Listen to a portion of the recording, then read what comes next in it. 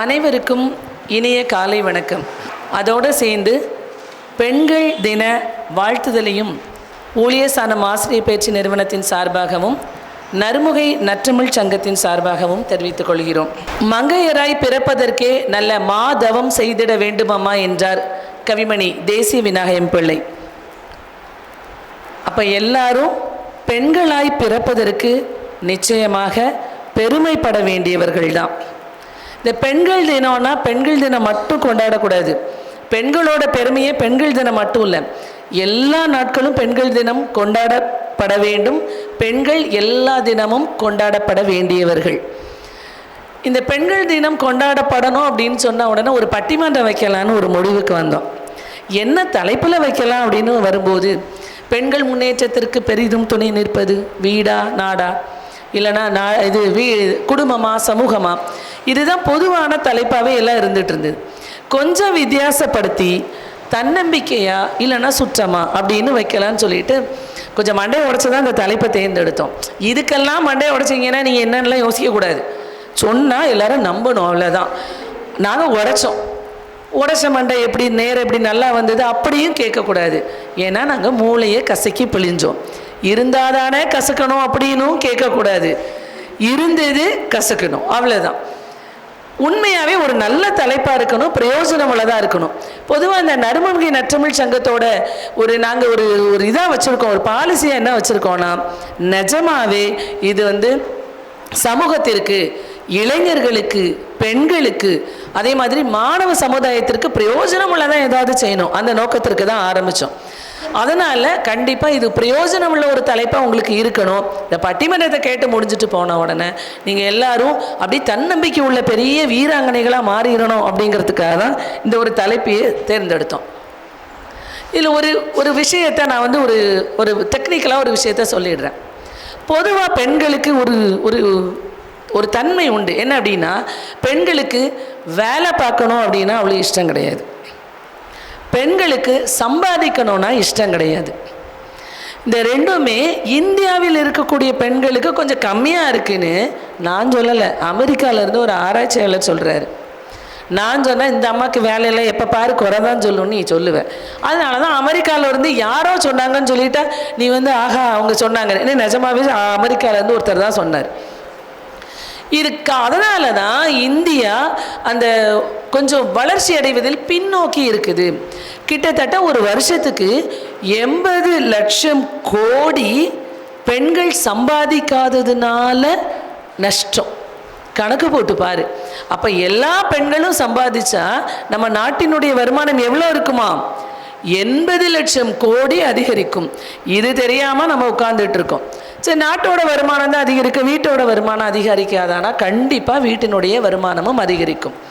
அப்போ ஒரு பெண் இருந்தால் மட்டும்தான் வீடும் முன்னேறும், சமூகமும் முன்னேறும், நாடும் முன்னேறும். சரியா? இப்போ இந்த 35% பெண்களுக்கு இப்போ இந்த பணத்தோட அருமையே தெரியலை அப்படின்னும் அவர் அதில் சொல்லியிருக்கிறார். இல்லை அந்த சம்பாத்தியத்தை 2 விதமாக பார்க்கலாம். ஒரு ஆம்பளை சம்பாதிக்கிறான்னு வச்சுக்கோங்களேன், அவன் சம்பாத்தியத்தில் வெறும் 40% 50% மட்டும்தான் குடும்பத்துக்காக செலவழிப்பாங்களாம். ஆனால் ஒரு பெண் சம்பாதிச்சான்னு வச்சுக்கோங்களேன், 90% தன் குடும்பத்திற்காக செலவழிப்பானாம். ஒரு ஆம்பளைக்கிட்ட ஒரு மாதம் சம்பளம் வருதுன்னு வச்சுக்கோங்களேன், நிறைய வீடுகளில் சம்பளத்தை யாரும் சொல்ல மாட்டாங்க. பொதுவாக ஒரு விஷயம் சொல்லுவாங்க, ஆம்பளைகிட்ட வருமானத்தை கேட்காத, பொம்பளைக்கிட்ட வயசை கேட்காதன்னு. லேடிஸ்கிட்ட யாராவது வயசு கேட்டுட்டோன்னு வச்சுக்கோங்க, நிறைய பேர் வயசு 30 தாண்டவே மாட்டேங்குது. எப்போ கேட்டாலும் 30. ஆனால் நாங்கள் அது ஒத்துக்குவோம். எங்களுக்கு வயது 35 தானே நாங்கள் ஒத்துக்குவோம். பாருங்க, அதுக்கு சிரிக்கிறீங்க. உண்மையாக சொன்னால் சிரிக்கிறீங்க, பொய்யா சொல்கிறவங்களெல்லாம் நம்புறீங்க. தங்கச்சி 25 தானே நீங்கள், அப்போ நான் உங்களுக்கு 35னா பரவாயில்ல தானே. நீங்கள் ஒரு 18, நாங்கள் ஒரு 38 அப்படி வச்சுக்கோ, அவ்வளோதான். ஆனால் பெண்கள் சம்பாதிக்கிறத 90% செலவழிக்கிறாங்கன்னு சொல்கிறேன்ல. ஆண்கள் செலவழிக்கிறதுல 40 to 50. அவங்க சம்பாத்தியத்தில் மீறி பார்த்தேன்னா என்ன செய்கிறாங்கன்னு நீ கவனித்து பாரு. நல்லா ஆண்களுடைய சம்பாத்தியம் முழுசாக வீடு சேராது. வரும்போதே மாப்பிள்ளை ஏதாவது ட்ரீட் ஏதாவது வை, அவன் பொண்டாட்டிக்கு வளகாப்புனாலும் ட்ரீட் வைப்பான், பொண்டாட்டி செத்து போனாலும் ட்ரீட் வைப்பானுங்க. எதுக்கு எடுத்தாலும் இந்த ட்ரீட். இப்போ நம்ம பெண்களும் அதுக்கு அடிமையாக ஆரம்பிச்சிட்டோம். ஆனால் அந்த சம்பாத்தியத்தில் பாதி அப்படி போயிடும். அப்புறம் சில ஆண்கள் சம்பாதிக்கிறது எதுக்கு போகும்? நம்ம தமிழ்நாடு கவர்மெண்ட்டே ஒன்று நடத்திக்கிட்டு இருக்கு, வேறு பளிச்சுன்னு வருது, டாஸ்மார்க். ஸோ அவன் என்னென்னா, கவர்மெண்ட் கேட்டால் அவன்கிட்ட ஏன்டா நீ குடிக்கிற, வாங்குகிற சம்பாத்தியத்தில் 40 to 50 தான் கொடுக்குறேன்றாங்க, சதவீதம் தான் கொடுக்குறாங்க, மீதி எங்கே போச்சுன்னா கவர்மெண்ட்டையும் நான் வாழ வைக்கணும்ல, நாங்கள் வாழ வைக்காமல் கவர்மெண்ட் எப்படி வாழும்னு சொல்கிறான். ஸோ கவர்மெண்ட்டை முன்னேற்றுறதுக்காக அவன் மீறி உள்ள சதவீதத்தை எங்கே கொண்டு போய் போடுறானா? டாஸ்மாகில் போய் போடுறான். ஆக பெண்கள் இருந்தால் தான் ஒரு வீடே உருப்படியாக முன்னேறும்னு அர்த்தம். இப்படி முன்னேறுவதற்கு தகுதியான, முன்னேறுவதற்கு வாய்ப்பை ஏற்படுத்தி கொடுக்குற பெண்கள் முன்னேறாங்களான்னு ஒரு பெரிய சந்தேகம். நமக்கெல்லாம் சந்தேகம் வந்தால், இப்போ நீங்கள் எல்லாம் உங்களுக்கு சந்தேகம் வந்தால் 4 பேர் பேசிக்குவீங்க. நாங்கள்லாம் அப்படி கிடையாது. எங்களுக்கு சந்தேகம் வந்தால் 4 பேரை பட்டிமன்றத்துக்கு கூட்டு வந்து பேசி ஒரு முடிவெடுத்து தீர்த்துருவோம். அப்படி தான் எங்களுக்கு வந்த சந்தேகத்தை இன்றைக்கி உங்கள் முன்னாடி தீர்த்துக்கலான்னு முடிவு பண்ணிட்டோம். சரி, நீ பெண்கள் முன்னேறுவதற்கு பெரிதும் துணை நிற்பது தன்னம்பிக்கையே சுற்றமே, இதெல்லாம் நான் இப்போ பேசிட்டேன்னா அப்புறம் இவங்க என்னத்தை பேசுவாங்க? அதற்காக பொதுவான சில தகவல்களை இப்போ சொல்லிட்டு விட்டுடலாம். நம்ம இப்போ எல்லாருக்கும் இப்போ ரீசெண்டாக ஒரு ட்ரெண்டிங் ஆகிட்டு இருக்க ஒரு விஷயம் என்ன தெரியுமா? விவசாயிகள் இல்லைன்னா இந்த நாடே கிடையாது. ஆனால் விவசாயிகள் ட்ரெண்டிங் ஆகிறதுக்கு இப்போ ஒரு ரீசெண்டாக என்னெல்லாம் இது விவசாயிகளை காப்போம், விவசாயிகளை உயர்த்துவோம்னு சொல்லிகிட்டு இருக்கோம்ல. இந்த விவசாயத்தை முதல்ல கண்டுபிடிச்சது யார் தெரியுமா? எல்லாருக்கும் உண்மையாகவே ஒரு ஆச்சரியத்தை ஏற்படுத்தக்கூடிய ஒரு விஷயம். விவசாயத்தை கண்டுபிடிச்சது யாருன்னு இப்போ ஒரு கதை ஒன்று சொல்கிறேன். ஆதி காலத்தில் மனுஷன் என்ன தெரியுமா பண்ணான்? பெண்களை குகையில் பத்திரமா பாதுகாப்பாக வச்சுட்டு அவன் என்ன பண்ணான்னா, அவர்களுக்கு உணவு தேடுவதற்காக வெளியில் சுற்ற ஆரம்பித்தான். நல்லா சுற்றி அவன் குடும்பத்திற்காக உணவு தேடி கொண்டு வந்து தன்னுடைய அந்த வீட்டில் இருக்கிட்ட பெண்ணுக்கிட்ட வந்து அவன் கொடுத்துருவான். இந்த பெண் அந்த உணவை சமைத்து தன் குடும்பத்திற்கு பரிமாறுவாள், அவளும் சாப்பிடுவான். இப்படி பண்ணும்போது அவன் கொண்டு வரக்கூடிய அந்த ஏதோ ஒன்று அங்கேருந்து தானியம் மாதிரி ஏதோ ஒன்று கொண்டாந்து கொடுக்குறான். இந்த பெண் என்ன பண்ணுறான்னா, சமையலுக்கு அவள் பயன்படுத்தியது போக மீறி அங்கங்கே சிந்தும் இல்லையா, அது முளைத்து தாவரமாக வளர்ந்து நிற்கிது. இவன் எங்கேருந்து அவன் இது முளைக்கும், திரும்ப அது இன்னொரு இது விதையை கொடுக்கும், அதை நம்ம திரும்ப பயன்படுத்தலாம்லாம் எதுவுமே தெரியாது. பட் அதை அவள் பக்கத்தில் சிதறி கிடக்கிறது தாவரமாக முளைச்சி அதிலிருந்து இவங்களுக்கு உணவுக்காக பயன்படுத்தப்பட்ட அந்த பயிர் முளைச்சி நிற்கிறத பார்த்தோன்னே அப்போ தான் சொல்கிறா, அடே இங்கே வாடா, காலங்காலமாக நீ தெருவா அலைஞ்சு கொண்டு வந்தது இங்கே முளைச்சி நம்ம வீட்டுக்கிட்டேயே வருதுன்னு விவசாயத்தை முதல்ல உலகுக்கு அறிமுகப்படுத்தியவள் யாருன்னா பெண். அப்போ நம்ம எவ்வளோ சிறந்தவர்கள் நாமன்னு பாருங்கள். விவசாயம் இல்லைன்னா அந்த உலகத்தில் எதுவுமே இல்லை. அப்படி இருக்கக்கூடிய அந்த விவசாய தொழிலையே உலகத்திற்கு சொன்னவள், அறிமுகப்படுத்தியவள் பெண். இப்போ எவ்வளோ பெருமைப்பட வேண்டியவள். அப்படிலாம் பண்ண நாம் எப்படி இருந்த நாம் இப்போ இப்படி ஆயிட்டோங்கிற மாதிரி இருக்கும். ஏன் இப்படி ஆயிட்டோம் அப்படின்னா, எதனால் இப்படி ஆயிட்டோம் அப்படிங்கிறதுக்கு தான் 2 அணி நிற்கிறாங்க பேசுவதற்காக. இப்போ மேம் பேசும்போது ஒரு விஷயம் சொன்னாங்க. 20 வருஷம் ஒரு 30 வருஷத்துக்குள்ள கள்ளிப்பால், நாங்கள்லாம் கள்ளிப்பாலில் தப்பிச்சு வந்தவங்கன்னு நினைக்கிறோம். எங்கள் அம்மா மாதிரிலாம் எங்களுக்கு கள்ளிப்பால் இப்போ நிறைய பேர் யோசிச்சுட்டு இருக்கா, இதுகளுக்கு அன்னைக்கே கள்ளிப்பால் கொடுத்தா மணிக்கணக்கில் உட்காந்து இப்படி பேசிகிட்டு இருக்காதுன்னு நினச்சிட்டு இருப்பாங்க. கள்ளிப்பாலில் தப்பிச்சு வந்த நாங்கள் தான் அந்த பெண்களோட அருமை பற்றி எங்களுக்கு தெரியும். ஒரு வீட்டில் பொம்பளை பிள்ளை பிறந்துச்சுன்னா அப்போல்லாம் ரொம்ப மோசமாக இருக்கும். எனக்கே அந்த எக்ஸ்பீரியன்ஸ். எனக்கு 2வது பொம்பளை பிள்ளை பிறந்த உடனே என்னுடைய புகுந்த வீட்டிலேருந்து யாருமே 2-2.5 வருஷம் வரைக்கும் எட்டியே பார்க்கல. அதுக்கப்புறம் கேட்டால் ஏன் வரல அப்படின்னு கேட்டப்போ அவளுக்கு வேறு வேலை இல்லை, ஒரே பொம்பளை பிள்ளையாக பெற்று போட்டுக்கிட்டு இருக்கா அப்படின்னு. நான் பெற்றது என்னமோ 2, அந்த அம்மா என்னமோ டசன் பெற்று போட்ட மாதிரி சொன்னாங்க. ஆனால் இன்றைக்கி அப்படிலாம் கிடையாது. பெண் குழந்தைகள் வேணும்னு ஆசைப்படுறான். பெண் குழந்தைகள் வீட்டுக்கு ஒரு தேவதை மாதிரி நினைக்கிற காலம் மாறிட்டு, அதனால் சந்தோஷம்தான். சமீபத்தில் புத்தக திருவிழா ஒன்று நடந்துச்சு. அதற்கான ஒரு அறிமுக கூட்டம் நடந்தது. மேடம் நானும் அதில் போயிருந்தோம். ஸோ அப்போ அதில் என்ன அதிகமாக எந்த புத்தகங்கள் விற்கப்பட்டதுன்னு சொல்லிட்டு ஒருத்தர் பேசும்போது சொல்கிறாரு, சமையல் புத்தகமும் அழகு புத்தகமும் அதிகமாக விற்கப்பட்டுச்சான். அப்போ நம்ம எங்கே இருக்கோம், எதை யோசிச்சுட்டு இருக்கோன்னு பாருங்கள். நான் எங்கே எப்படி இருக்க வேண்டியவ அப்படின்னு நான் நினச்சிக்கிட்டு இருந்தா நம்ம என்னென்னா நான் இங்கே இப்படித்தான் இருப்பேன் அப்படின்னு ஒரு சமையலுக்குள்ளேயும்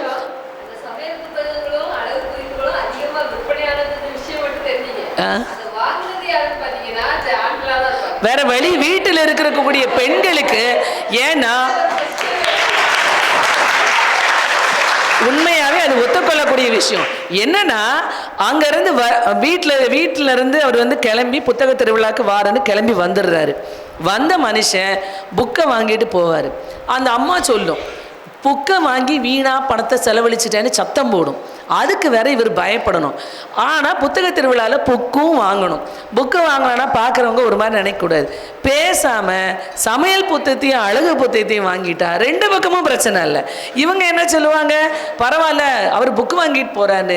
ஆனால் புத்தகம் யாருக்கு? மனைவி அங்கே வீட்டுக்குள்ளே போன உடனே, ஏன் இவ்வளோ நேரம் லேட் ஆகிட்டு இவ்வளோ நேரம் எங்கேயா சுற்றிட்டு வரேன்னு கேட்டால், இந்த அம்மா நீ அழகாகிறதுக்கும் நீ இன்னும் அருமையாக சமைக்கிறதுக்கும் புக்கு வாங்கிட்டு வந்தேன்னு கொடுத்தா அவ்வளோதான்.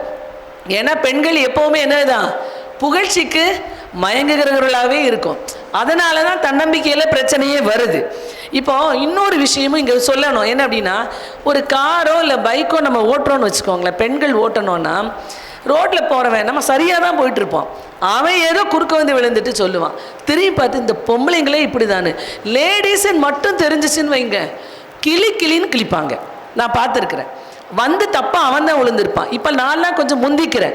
முதல்ல நம்ம என்ன செஞ்சிடணும், அவனை கிளின்னு கிழிச்சிட்டோன்னா அவன் பதறி போய் மன்னிச்சுக்கோங்க மேடம் இப்படிலாம் நான் நிறைய பண்ண ஆரம்பிச்சிட்டேன். தப்பாக வந்தால் நம்ம முந்திக்கணும். இல்லைனா நம்ம தப்பே பண்ணலைனாலும் நம்மளை பிடிச்சி அவன் வாட்ட ஆரம்பிச்சிடும். பிறப்பும் போதே யாரும் தன்னம்பிக்கையோடு பிறக்கிறதில்ல. எல்லாருக்கும் தன்னம்பிக்கை உள்ளே இருக்கும். சூழ்நிலையும் நமக்கு சுற்றி இருக்கிற சுற்றமும் தான் நம்மளுடைய தன்னம்பிக்கையை வளர்க்கிறதுக்கும் டெவலப் பண்ணுறதுக்கும் என்ன செய்யுது, உதவி செய்கிறது. இப்போ இந்த தன்னம்பிக்கையாக சுற்றமாக பெண்களுடைய முன்னேற்றத்திற்கு பெரிதும் துணை நிற்பது. இதை பேசுகிறதற்காக அருமையான 2 அணிகள் இங்கே வந்திருக்கிறாங்க. அவர்களை உங்களிடத்தில் அறிமுகம் செய்வதில் ரொம்பவும் சந்தோஷப்படுறேன். என்ன அப்படின்னா, உண்மையாகவே இந்த பட்டிமன்றத்திற்கு சிறப்புற இங்கே வந்து இருக்கக்கூடிய திருமதி சிவ சத்தியவள்ளி அவர்கள் காப்பாட்சியர் அரசு அருங்காட்சியகம். நேற்று தான் எல்லாரும் போய் பார்த்துட்டு வந்திருப்பார். இவங்களோட செயல்பாடு பற்றி உன்ட்ட வித்தியாசமாக எதுவும் சொல்ல வேண்டாம். அம்மையாருக்கு நிகழ்ச்சி எதுவும் இல்லைன்னா தான் பிரச்சனை.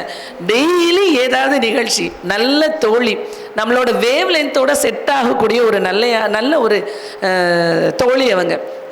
இந்த பட்டிமன்றம் வந்து இவங்க எத்தனையோ விதமான நிகழ்ச்சிகளை நடத்தியிருக்கிறாங்க, நிகழ்ச்சிகளில் பேசியிருக்கிறாங்க. உண்மையாகவே மேடத்துக்கு இந்த பட்டிமன்றம் முதல் பட்டிமன்றம். நம்முடைய நிறுவனம் தான் அவர்களுக்கு பட்டிமன்ற வாய்ப்பை வழங்கி இருக்கிறது. அதற்கு நம்ம எல்லாருமே வந்து கரவொலி எழுப்பி அவங்கள உற்சாகப்படுத்தலாம். அவங்க தன்னம்பிக்கைங்கிற அணியில் பேசுகிறதுக்காக நம்மகிட்ட வந்திருக்கிறாங்க. முதல்ல நம்ம எல்லாரையும் ஒரு சின்ன அறிமுகம் பண்ணிவிட்டு அப்புறம் வந்து அவர்களை பேசுவதற்காக அழைக்கலாம். இவங்களுக்கு இணையாக ஒரு ஆளை கரெக்டாக போடணும். யாரை போடலான்னு பார்த்தோம். இந்த நறுமுகை நற்றமிழ் சங்கத்தோட மூதேவிகள்னு வச்சுக்கலாம். 3 தேவிகள்.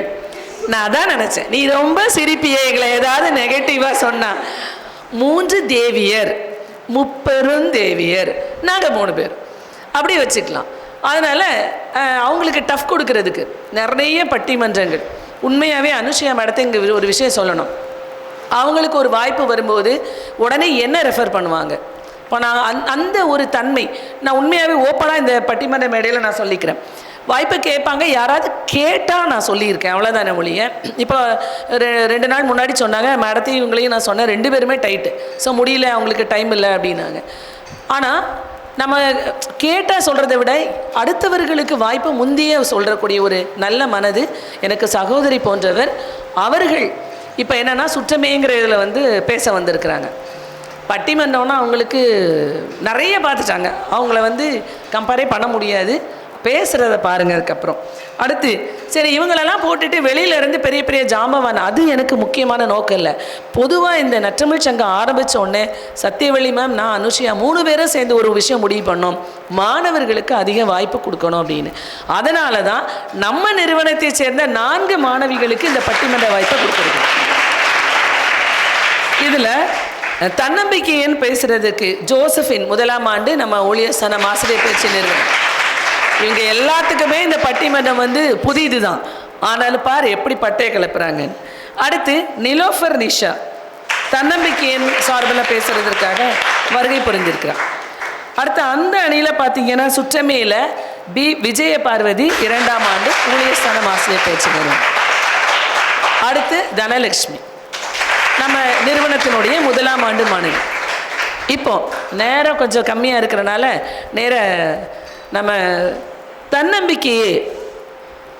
தன்னம்பிக்கை அப்படிங்கிற அணியில் தன்னுடைய வாதத்தை சிறப்பாக எடுத்துரைப்பதற்கு நம்ம அரசு அருங்காட்சியகத்தினுடைய காப்பாட்சியர் திருமதி சிவ சத்தியவள்ளி அவர்களை அன்புடன் அழைக்கிறேன்.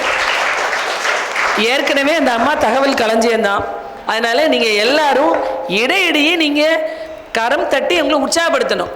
ஏன்னா நம்ம நிறுவனத்துக்கு வந்திருக்காங்க, அவங்க வெளியில் போய் ஊழியர் சன ஆசிரியர் பயிற்சி நிறுவன பிள்ளைகள் உம்முன்னு இருந்தது, ரசனையே இல்லை, அந்த மாதிரி நமக்கு எந்த கெட்ட பேரும் வரக்கூடாது. பாரு, சரித்திரம் நம்மளை நினைவில் வைக்கணும்னா அப்பப்போ கைத்தட்டிடணும். இன்னும் ஒரு உண்மையை சொல்லிடுறேன், நீ வெளியில் போய் நான் எப்பவும் அறிவியல் பூர்வமாக பேசணும், அறிவியல் பூர்வமாக தான் நடக்கணும்னு சொல்கிற ஆள், அறிவியல் பூர்வமாக இல்லாத ஒரு தகவலை சொன்னால் நீ என்ன நினைப்பேன்னு எனக்கு தெரியாது. ஆனாலும் அங்கங்கே பட்டிமன்றங்களை நிறைய பேர் சொல்கிறாங்க, நிறைய கைத்தட்டினோன்னா நிறைய முடி வளருமாம்ப்பா. எனக்கு தெரியல, பட் இது அறிவியல் பூர்வமாக நிரூபிக்கப்பட்டிருக்கான்னு தெரியாது. ஆனால் தட்டு வளருதான்னு பார்த்து நிரூபணமாகதா இல்லையான்றதை பார்த்துடலாம். சரியா? நீ உன்னோட ஃப்ரெண்டு உன் கிளாஸ் பிள்ளைக்கு மட்டும் கைத்தட்டினேன்னு வச்சுக்கோ, அப்படிலாம் இல்லை, எங்கள் பிள்ளைங்க நல்ல பிள்ளைங்க. ஆரம்பிக்கலாம். பெரும் மதிப்புக்கும் மரியாதைக்கும் உரிய அன்பான நடுவர் அவர்களே, முதல்ல ஒரு பிட்டை போட்டுடணும், அப்போதான் நடுவரோட பார்வை முழுக்க நம்ம பக்கமே இருக்கும். ஸோ என்னோட தலைப்பு பெண்களோட முன்னேற்றத்துக்கு காரணம் தன்னம்பிக்கையே அப்படின்னு நான் எடுத்திருக்கேன். அதற்கு மிக முக்கியமான காரணம், மிகப்பெரிய ஒரு எக்ஸாம்பிள் யாரை சொல்லணும்னா இந்த இடத்துல என்னையே நான் முதல்ல சொல்லிக்கிறேன். ஏன்னா கிரெடிட்டை நான் எடுத்துக்கிறேன், அப்புறம் நடுவருக்கும் என்னோட எதிரணி தலைவிக்கும் கொடுக்குறேன். என்னன்னா நான் கொஞ்சம் நல்லாவே பேசுவேன், எல்லாரும் சொல்லுவாங்க, அதுதான் தன்னம்பிக்கை. உங்களுக்கு எடுத்ததுனாலதான் தன்னம்பிக்கை. கொஞ்சம் நல்லாவே பேசுவேன். உங்களுக்கு எனக்கு வரலாறு சார்ந்து நல்லா பேச தெரியும், தொல்லியல் சார்ந்து பேச சொன்னீங்கன்னா தண்ணியே கொடுக்காம 3 மணி நேரம் பேசுவேன். ஆனா பட்டிமன்றம்னா அப்படியே அந்த மூலையில உட்காந்து ஓரமா கேட்டு கை தட்டிட்டு அப்படியே ஓடிடுற ஆளு நான்லாம். பட் நானும் இன்னைக்கு இந்த பட்டிமன்றத்துல பேச வந்திருக்கேன்னா அதற்கு மிக முக்கியமான காரணம் எனது தன்னம்பிக்கையே. நல்லா கை தட்டுங்க. தன்னம்பிக்கை மேடம், நீங்க என்னையே சொல்லி ஏதாவது பண்ணுவீங்கன்னு கொஞ்சம் எதிர்பார்த்தேன். அடுத்து நீங்க தான் மேடம். அடுத்து உங்க தலைவர் நடுவரை இல்லாம அடுத்து நம்ம ஏதாவது பேச முடியுமா? அப்படியே எவ்வளவு அழகா இன்னைக்கு நம்ம நடுவர் கிளம்பி வந்திருக்காங்க. கிளம்பி வெளியில வந்திருக்கப்பவே அப்பவும் இன்னொரு எக்ஸாம்பிள் என்னையே சொல்லி முடிச்சுட்டு அம்மா கிட்ட வரேன், நல்லா அழகா நீட்டா ஒரு சேலை கட்டி இருக்கேன்னா கொஞ்சமா நல்லா இருக்கான், நல்லதா ஒரு சேலையை கட்டி இன்னைக்கு மகளிர் தினம் நம்மளை வேற 4-5 இடத்துல கூப்பிட்டுருக்காங்க. இன்னைக்கு வேற முதல்ல அரங்கேற்றம் பண்ற உங்களது கல்லூரி தான் எனக்கு இந்த பெரிய வாய்ப்பை கொடுத்துருக்கு. பட்டிமன்ற பேச்சாளராக அரங்கேற்றம் பண்ற நல்ல சேலையெல்லாம் எடுத்து வச்சு அயன் தான் பண்ணிட்டு, என்னங்க சேலை எப்படி இருக்கு, என்ன கலர் இருக்கு, சுற்றம் எனது தன்னம்பிக்கையை கெடுத்த சுற்றம் என்ன படிச்சுன்னா எங்க வீட்டுக்காரு, என்ன கலர் இது, உன் கலருக்கு இது நல்லா இருக்குமா, எங்க நான் மேக்கப் கிப்பக்கெல்லாம் போட்டு கொஞ்சம் மேக்கப் பண்ணிடுவாங்கன்னா மனுஷன் நம்பவே இல்லை. முதல்லயே டவுன் ஆயிருக்கணும், ஆனா நான் ஆகல. ஏன்? என்கிட்ட தன்னம்பிக்கை ரொம்ப அதிகமா இருக்குது. இப்ப நம்ம நடுவருக்கு வர நடுவரை பார்த்தீங்கன்னா, எனக்கு நடுவரை பழக்கமான எல்லா இடங்கள்லையுமே பார்த்தீங்கன்னா அவர்களது பேச்சை விட மிக முக்கியமா எனக்கு அவங்க தோரணை ரொம்ப நல்லா பிடிக்கும். என்னன்னா, நீ யாருடா, நான் என்ன நினைக்கிறேன்னு உன்னால நான் பார்க்க முடியுமா அப்படின்னு அவங்களது தன்னம்பிக்கை அந்த இடத்துல நிற்கும். எதிரில் இருக்கவன் செத்துருவான், இந்த அம்மா நம்மளை பத்தி என்ன நினைக்குது, நல்ல விதமா நினைக்குதா, நான் இந்த அம்மா கிட்ட நம்பி போய் பேசலாமா, பட்டுன்னு ஒண்ணு வச்சிருமா. ஏன்னா எங்க அம்மாவோட தோற்றம் அப்படி நிப்பாங்க. நம்ம எதிரணியில இருக்காங்களே அனுஷி அம்மா பணியாற்றுகிற கல்லூரி பார்த்தீங்கன்னா பாளையங்கோட்டையில மிகப்பெரிய கல்லூரி, மிகப்பெரிய ஜாம்பவான்கள்லாம் நிற்கிறாங்க. ஆனா அந்த இடத்துல எங்க அனுஷி அம்மா அவர்களது தன்னம்பிக்கையோட ரொம்ப ஸ்ட்ராங்கா நின்று அந்த கல்லூரியில போராடி இருக்காங்க. அப்படி நின்றுட்டு சுற்றோன்னு பேச வந்திருக்காங்கன்னா பாருங்க. நம்ம பக்கம் திரும்பிடுவாங்க சீக்கிரம், நம்ம பக்கம் இல்லம்மா தெரியாம அங்க உட்காந்துட்டேன்ட்டு. ஒருவேளை நான் பேசி முடிச்ச உடனே அம்மா எங்க பக்கம் வந்தாலும் கூட வந்துடலாம்னு நினைக்கிறேன். சரி, தன்னம்பிக்கை என்னை பத்தி பேசிட்டேன், நம்ம அழகான நடுவரை பத்தி பேசிட்டேன். என் அன்பான அழகான நடுவர் அண்டர்லைன், ரெட் கலர் பென் வச்சு அண்டர்லைன் பண்ணிக்கோங்க. அருமையான எதிர்கட்சி தலைவரை பத்தியும் பேசியாச்சு. என் அன்பான மாணவிகள், எவ்வளவு அழகா அரங்கை நிறைத்திருக்கீங்க. கிளம்பி வரப்ப கண்ணாடிய பார்த்து செல்லம் எவ்வளவு அழகா இருக்கு சொல்லிட்டு வந்தோமா. என்ன காரணம்? தன்னம்பிக்கை தான். யாரு சொல்லணும் நம்மள? விவேகானந்தர் என்ன தெரியுமா சொல்லியிருக்காரு? உன்னை அழகானவன் அப்படின்னு வேறு ஒரு ஆண் சொல்றத நம்புறது தான் முட்டாள்தனமா. அப்போ நீ ஒன்ன முதல்ல நம்புக்கணும், அது பேர் தான் தன்னம்பிக்கை. சரி, நான் ஒரு சின்னதா ஒரு கதை சொல்லவா? அம்மா உங்களது அனுமதியோட ஒரு சின்ன கதை. யாரும் கதைனே எல்லாரும் நல்ல ஸ்டேடியம். அதனாலதான், ஏன்னா நாங்கெல்லாம் என்ன பண்ணுவோம்னா இந்த வரலாறையே கதையா தான் கொடுப்போம். அப்பதான் ஒத்துப்பானுங்க. நம்ம வரலாற்றை சொன்னா எவனுமே ஒத்துக்க மாட்டான். சரி, கேரளால ஒரு சின்ன கிராமத்துல ஒரு பொண்ணு, ரொம்ப ஏழ்மையான குடும்பத்துல ஒரு பெண் இருந்தா. அவ என்ன பண்ணுவானா, செவ்வாய்க்கிழமையும் வெள்ளிக்கிழமையும் கோயில்ல பிரசாதம் கொடுப்பாங்களாம். அந்த பெண்ணை என்ன பண்ணுவானா, முதல்ல பெல் அடிச்ச உடனே குடுகுடுன்னு ஓடி போய் அவ பிரசாதத்தை வாங்கிட்டு வந்துருவாளாம். அடுத்ததா என்ன பண்ணுவானா, அவளோட தம்பி உட்காந்துட்டு இருப்பானா, அவனை தூக்கிட்டு போய் இன்னொரு கிண்ண பிரசாதம் வாங்கிட்டு வந்துருவாளாம். அதுக்கு அடுத்ததா தொட்டில் அவளது தங்கை படுத்திருப்பாளாம், அவளை தூக்கிட்டு போய் ஒரு பிரசாதத்தை குடுகுடுன்னு ஓடி போய் வாங்கிட்டு வருவாளாம். இப்படி ஓடி ஓடி வாங்கி கொண்டு வந்து வீட்டுல வச்சிருப்பாளாம். சோ இதை பார்த்து அந்த பூசாரி கூப்பிட்டு திட்டு வர, ஏமா நீ வாங்கி வா, என்னதான் உன் பிரச்சனை? முதல்ல நீ வர, அடுத்து அவனை கூட்டு வர, அடுத்து அந்த பிள்ளைய தூக்கிட்டு வர, என்ன உனக்கு?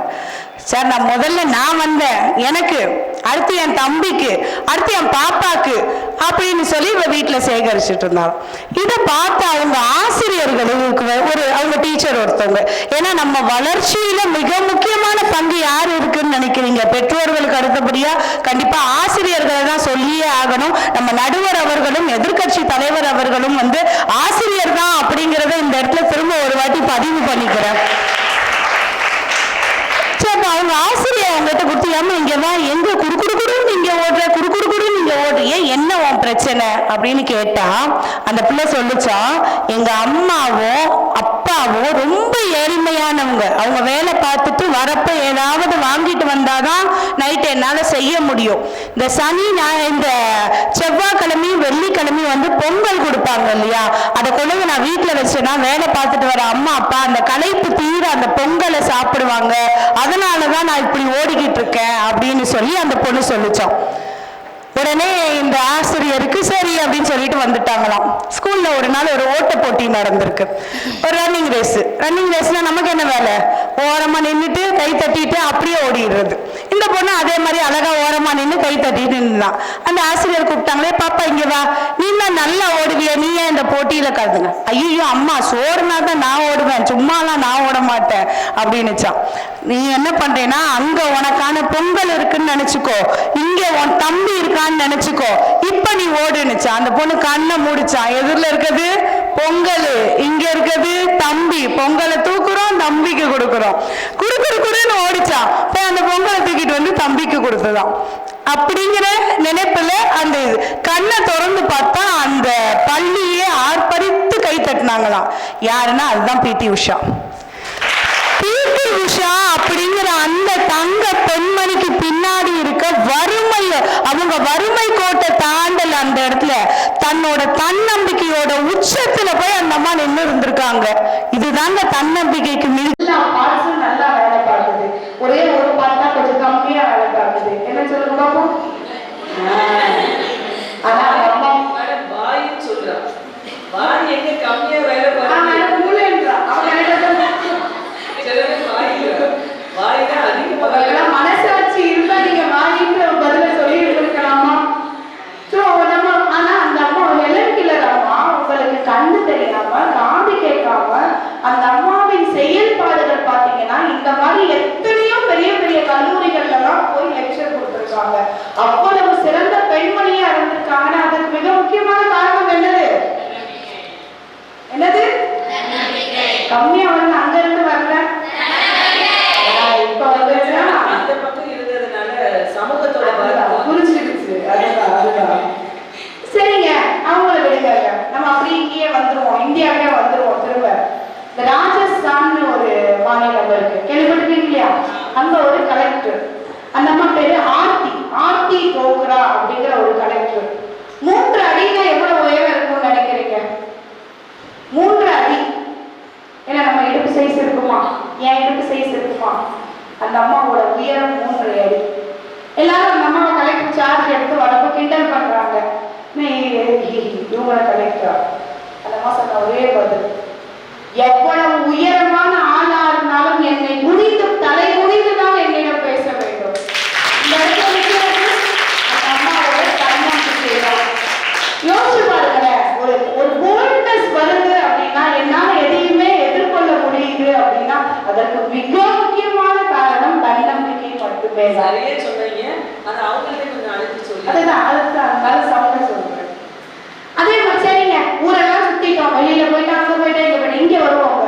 புதுக்கோட்டை ரொம்ப பக்கத்துல இருக்க புதுக்கோட்டையில ஒரு நாள் ஒரு கான்வெகேஷன் நடந்தது. அம்மா நான் மேடையில பல மணி நேரம் பேசிடுவேன், நீங்க கைமானவங்க அந்த மெல்ல இல்ல இன்னும் ஒரு 2 நிமிடம் தான் அவங்க ஃபைனல் டச்சுக்கு வந்துடுவேன். அந்த புதுக்கோட்டையில கான்வெகேஷன் நடந்தது. கான்வெகேஷன் தான் உங்களுக்கே தெரியும், அந்த கோட்டு கிட்டலாம் போட்டுட்டு வாங்க போவாங்க இல்லையா? ஸோ அன்னைக்கு அந்த கேம்பஸே குதூகலமா இருந்தது. ஆசிரியர் பேரை வசிக்க எல்லாரும் வரிசையா வந்து வாங்கிட்டு போயிட்டே இருக்காங்க. ஒரு பெண்மணி தாமரை செல்வி அப்படிங்கிற ஒரு பெண்மணியோட பேர் எம்ஃபில் கான்வெகேஷன். அந்த பெண்மணியோட பேரை வாசிக்கிறப்போ அந்த அம்மா வராங்க, அவங்களும் வந்து நிக்கிறாங்க, நின்று சிரிச்சுக்கிட்டே இருக்காங்க. அந்த கான்வெகேஷன் டிகிரி போட்டு நம்ம என்ன பண்ணுவோம், நல்லா வாங்கிட்டு கேமரா எங்க இருக்காரு தேடி அந்த வேலையை அந்த அம்மா செய்யல, சிரிச்சுக்கிட்டே நிக்குதான். எல்லாரும் ஒரு நிமிஷம் அப்படியே சம்பிச்சு நிக்குதான். நல்லா இப்ப எவ்வளவு ஆரவாரமா இருக்குது, அந்த மாதிரி இருந்த அந்த அறையில அப்படி அமைதியா இருக்குதான். அப்ப குடுகுடுன்னு ஒரு பொண்ணு ஓடி வந்து அவளுக்கான அந்த கான்வெகேஷனை வாங்குறாங்க. என்னன்னா நான் சொன்ன அந்த தாமரை செல்விக்கு 2 கைகளுமே கிடையாது. தன் காலால் பரீட்சை எழுதி அந்த பொண்ணு எம்ஃபில் முடிச்சு இல்லாத அந்த பெண்மணிக்கு எந்த கை நம்பிக்கையை கொடுத்துச்சு? அதனாலதான் நடுவர் இருக்குது நிறைய பாயிண்ட்ஸ் எல்லாம் எடுத்துட்டு வந்திருந்தேன். இருந்தாலும் நான் சொன்ன பாயிண்ட்ஸ்லயே எதிர்கட்சி அவங்களுக்கு புரிஞ்சிருக்கும் தன்னம்பிக்கை வந்து எவ்வளவு முக்கியமான ஒரு விஷயம் அப்படிங்கிறத. சோ அதனால கடைசியா எனக்கு மிகவும் பிடித்த ஹிட்லர் அவரோட அந்த வரிகளை சொல்லி நான் முடிச்சிடுறேமா. அது என்ன மிகவும் பிடித்த ஹிட்லர் எனக்கு யாருக்குமே பிடிக்காதுன்னு சொல்லுவாங்க, ஆனா அவரோட டாமினன்ட் பர்சனாலிட்டி எனக்கு ரொம்ப பிடிக்கும். அதே ராமா இன்டைரக்டா சொன்னா அம்மா போட்டு உடைச்சிட்டாங்க. நீ என்னன்னாலும் சொல்லியா, நான் பாட்டுக்கு செஞ்சுட்டு போவையா அப்படின்னு ஹிட்லர் நடந்துப்பாரு. அதுதான் எங்க கூட்டணி நறுமுகை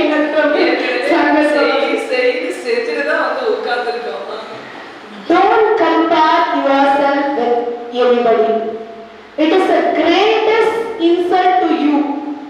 உன்னோட யாரையுமே கம்பேர் பண்றாத, இது உனக்கு நீ செய்யும் மிகப்பெரிய அவமானம்.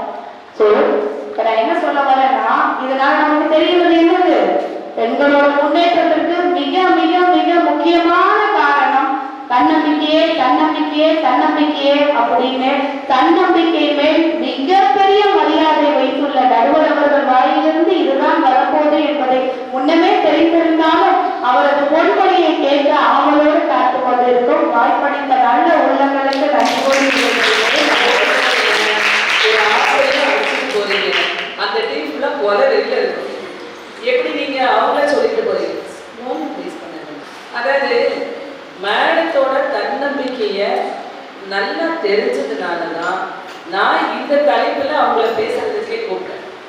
2 விஷயம். தன்னம்பிக்கையா சுற்றமாக வரும்போது அவங்க தன்னம்பிக்கையா பேசுனாங்க. அப்ப இவங்க தன்னம்பிக்கை இல்லையா அப்படின்னு அவங்க என்ன கேட்கக்கூடாது.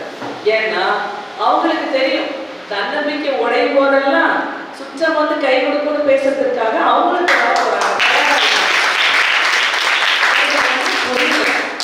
அதாவது ரொம்ப ஸ்ட்ராங்கா தெளிவா சொன்னாங்க. அப்படி சொல்லும் போது இவங்களுக்கு பயம் தானே வரணும். அவங்க இவ்வளவு குஷியா இருக்காங்கன்னு எனக்கு தெரியல. வாங்க பேசுங்க பார்க்கலாம். இந்த தருணத்தில் இந்த இடத்தில் நிற்க வைத்த இறைவனுக்கு முதற்கு நன்றி. அவையில் வீற்றிருக்கும் அழகான மலர்கள், இன்னைக்கு மகளிர் தினம், நம்ம தான் கொண்டாடுறோம். ஆனால் யார் கொண்டாடுறோம்? உலகமே கொண்டாடுது. ஒவ்வொரு இன்ஸ்டிடியூஷனும் கொண்டாடுது. நம்ம காப்பாட்சியர் அம்மாவாக இருக்கட்டும், நடுவர்களாக இருக்கட்டும், இன்னைக்கு 4-5 ப்ரோக்ராம் புக் ஆகி உட்கார்ந்துருக்காங்க. கூப்பிட்டது யாரு? ஆண்கள், பிறர். அப்போ சுற்றம் தான் நம்மளை வெளி உலகத்துக்கு இன்னும் ரீச் பண்ணுது. இன்றைக்கு நம்ம கொண்டாடி இருக்கக்கூடியதுக்கு மகளிர் தின வாழ்த்துக்கள் இங்க இருக்கக்கூடிய அனைவருக்கும். பொதுவா எல்லா ஊருக்கும் ஒரு அழகு சிறப்பு இருக்கும் இல்லையா?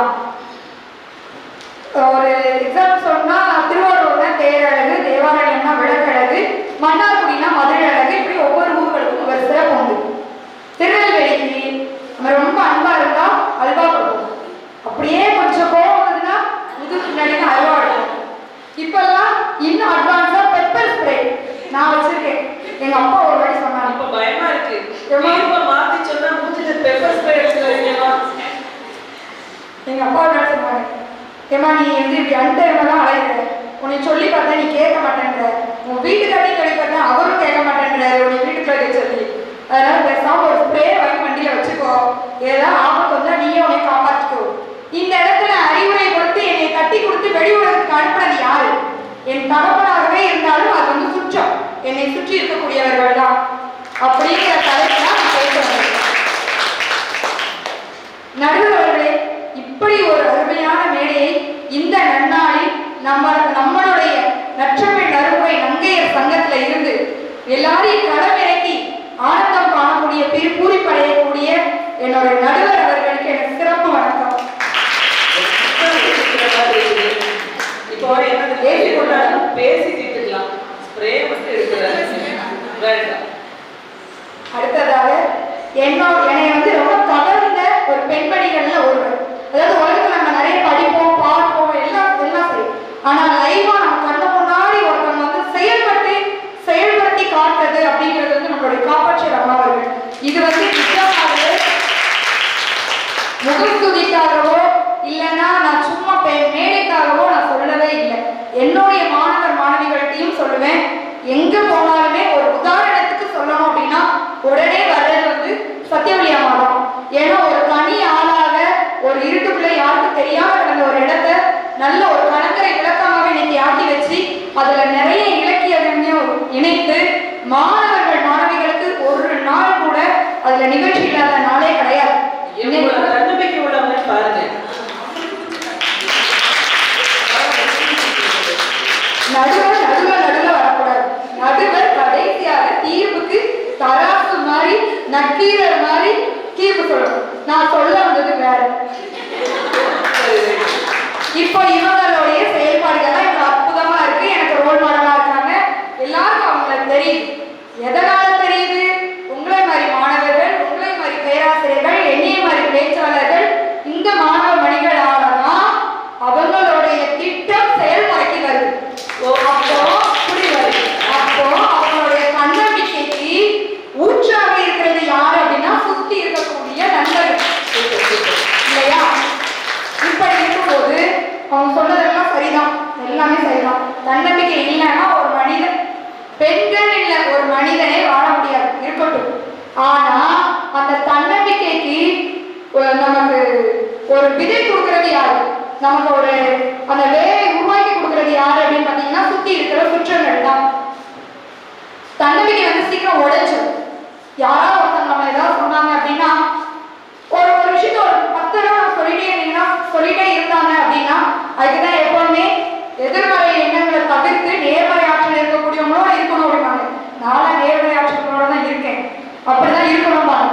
அதே இது கொஞ்சம் எதிராக பேசுறவங்க யாராவது எப்ப பாரு நெகட்டிவா ஏதாவது பேசுறவங்க கூட இருந்து பாருங்க, தன்னம்பிக்கையே வராது.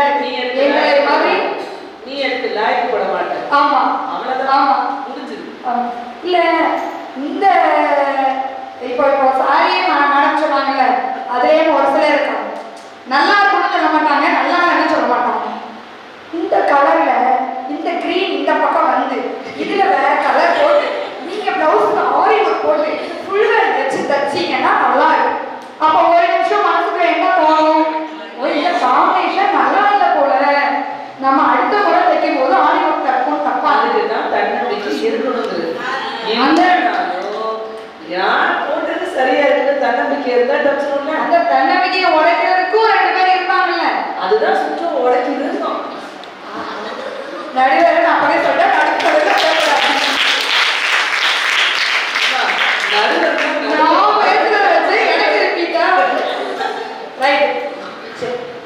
இப்போ நீங்க வந்து நல்ல ஒரு இளமை பருவத்துல, அதாவது அப்பா அம்மா அதை தாண்டி ஃப்ரெண்ட்ஸோட இருக்கிறத ரொம்ப விரும்புவோம். எதற்காக?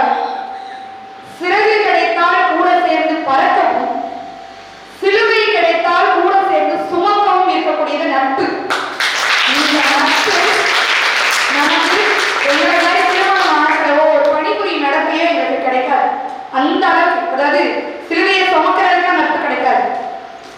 ஆனா உங்களுடைய பருவத்துல உங்களுக்கு எப்பவுமே நீங்க ஒரு நல்ல ஒரு கவிதை எழுதிங்கன்னா ஃப்ரெண்டு சொல்லுவோம் செம்ம அருமையா ஒரு ஓரளவுக்கு மொக்கையா தான் இருக்கும். என்ன அந்த சொல்லுவாங்கல்ல, என்ன சித்திரை நிலவில் அண்ணாந்து பார்த்தேன் ஆஹா பங்குனி வெயில் அப்படின்னு நம்ம எழுதுவோம். எல்லாமே தப்புதான். ஆனா அவன் நண்பன் சொல்லுவான், ஏடா அருமைடா, உன்னைய மாதிரி யோசிக்கவே முடியாது, எப்படி காம்பினேஷன் போட்டுக்க பத்தியா. இதுக்கு இன்னொரு எழுதுவான். அதே மாதிரி அந்த மாடிப்படியில உட்கார்ந்து மச்சியில பனி பெயரை வச்சு ஒரு எழுதுவோம். வேற அக்கா போனோம்னா எனக்கு கையில் ரவுண்ட் அடிச்சுடுவாங்க நண்பர்கள். அந்த மாதிரி ஒரு இது எழுதும்போது இந்த நண்பன் அந்த நண்பனை பாராட்டுவோம். அதே மாதிரி நம்ம தோழிகளா இருக்கும், நம்ம கிட்ட அவங்களுக்கு குறையே தெரியாது. ஏன் அப்படின்னா அதுல தூய்மையான நட்பு. அந்த நட்பு நம்ம சும்மா சாதாரண ஒரு நாள் இந்த மேடையில பேசுறாங்க இல்லையா, நாங்கெல்லாம் பேசும்போது அப்பப்பா தட்டி வைப்போம் அப்படின்னு தைப்பறீங்க. ஆனா அவங்க பேசும்போது ஒவ்வொரு வார்த்தைக்கும் அவங்களோட இருக்கக்கூடிய வகுப்பு தோழிகளா இருக்கட்டும், வகுப்பு மாணவிகளா இருக்கட்டும், தோழியாவே இருக்கட்டும், என் மாணவி பேசுறா, என் கூட இருக்கிறவ பேசுறா, கை தட்டி ஆர்ப்பரிச்சு அவங்க உற்சாகப்படுத்துறது யாரு? தன்னம்பிக்கையோட பேசியிருக்கலாம், ஆனா கை தட்டி உற்சாகப்படுத்துறது யாரு? சுற்றம் குற்றம் இல்லை நமக்கு வெற்றி. எப்ப நடுவு கொடுக்கலாமா? இப்படி இப்படி கொடுக்கலாம். சில நேரங்கள்ல மேடம் வந்து ஒரு கதை சொன்னாங்க இல்லையா, நிஜமா வந்து நமக்கு நல்ல மோட்டிவேஷன் இருக்கக்கூடிய பிடி உஷா வந்து போட்டோ எடுத்து ஐடி கார்டுக்கு பின்னாடி வச்சுட்டு இருந்த காலங்கள்லாம் உண்டு. மேடமுடைய காலமா இருக்கும், இல்லைன்னா அதுக்கும் முந்தின செட் இருப்பாங்க அவங்க உண்டு. அப்ப அவங்க எல்லாம் வந்து அவங்களுடைய அச்சீவ்மெண்ட், அவங்களுடைய ஸ்பீடு, அவங்களுடைய வேகம், அவங்களுடைய அந்த சில பேச்சுமே ரொம்ப நல்லா இருக்கும். இப்ப அவங்க எல்லாம் வந்து பார்க்கும்போது அவங்க ஒரு மாடலா எடுத்திருப்பாங்க. இப்ப அவங்க எப்படி வந்தாங்க அப்படிங்கிறதுக்கு ஒரு சின்ன கதை சொல்லி முடிச்சாங்க இல்லையா. இப்ப இதெல்லாம் அவங்க உத்வேகப்படுத்தி கை தட்டி அவங்கள வெளியில கொண்டு வந்தது யாரு? சுற்றம். இப்படி ஒரு இதை சொல்லி அவங்க தூண்டி விட்டு அவங்க உச்சத்துல போய் உட்கார வச்சது யாரு அப்படின்னா அண்ணனோ தம்பியோ அக்காவோ அம்மாவோ எல்லாரும் சேர்ந்துதான். இப்போ ஒன்றும் இல்லை, உங்க பேரண்ட்ஸ்லாம் இன்னைக்கு வந்து சொல்லிருங்க, நான் வந்து உமன்ஸ் டே நைட்டு நான் 10 மணி அவங்க நல்ல ஆட்டம் பாட்டமே கல்லூரியில் முடிச்சுட்டு நாங்கள் மெதுவாக தான் வருவோம். உங்க அப்பா அம்மா என்ன சொல்லுவாங்க? அப்படியே போயிருக்கு. அப்படியெல்லாம் சொல்ல மாட்டாங்க. எங்க அப்பா மாதிரி ஸ்ப்ரே போட்டு சொல்லுவாங்க. என்ன சொல்லுவாங்க? அம்மா நேராகும், நீங்க அவங்கள தற்காத்துக்கோங்க, பாதுகாப்பா வீடு வந்து சேருங்க, அங்கிருந்து கிளம்பும் போது சொல்லுங்க, இங்க இருந்து வரும்போது சொல்லுங்க. சொல்றது யாரு? அம்மாவும் சொல்லுவாங்க. இப்பெல்லாம் அம்மாவுமே விடுறாங்க, போயிட்டு வா, எங்கனாலும் போயிட்டு வா, தைரியமா போ, தன்னம்பிக்கையா போ, உன்னுடைய தன்னையும் காத்து கொண்டு வா அப்படின்னு சொல்லி அறிவுரையோட வெளியில போகிறதுக்கு அனுமதி கொடுத்து அவங்களை சாதி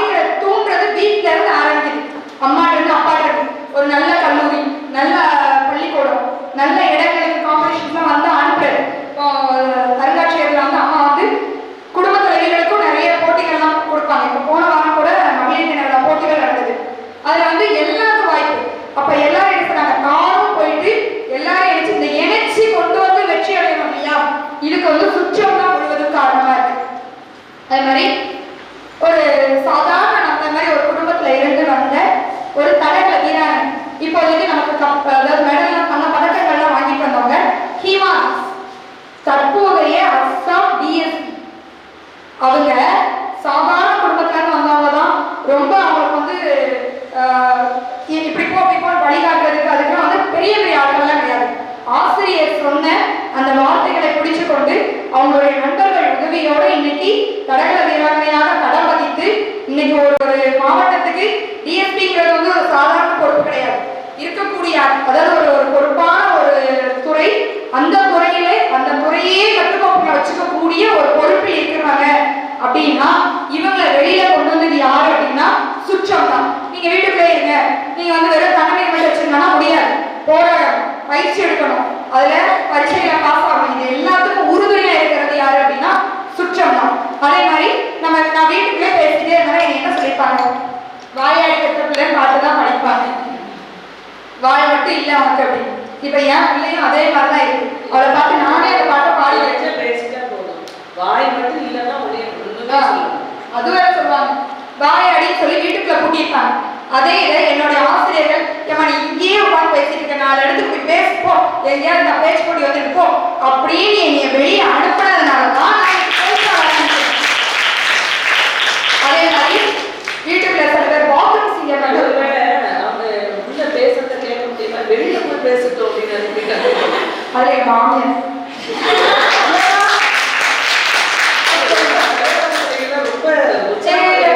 நான் எங்க மாமியார் சொல்லுவேன், லோக்கல் சேனல்லாம் வரும், இன்னும் நம்ம சன் டிவிலாம் போகல, சின்ன சின்ன அளவுலாம் இருக்கும். அதுல வரும்போது எங்க அத்தையா இருந்தாங்க, அத்தை நீங்க காட்டுறாங்க நல்லா ஜூம் பண்ணி காட்டுறாங்க, நம்ம பாருங்க.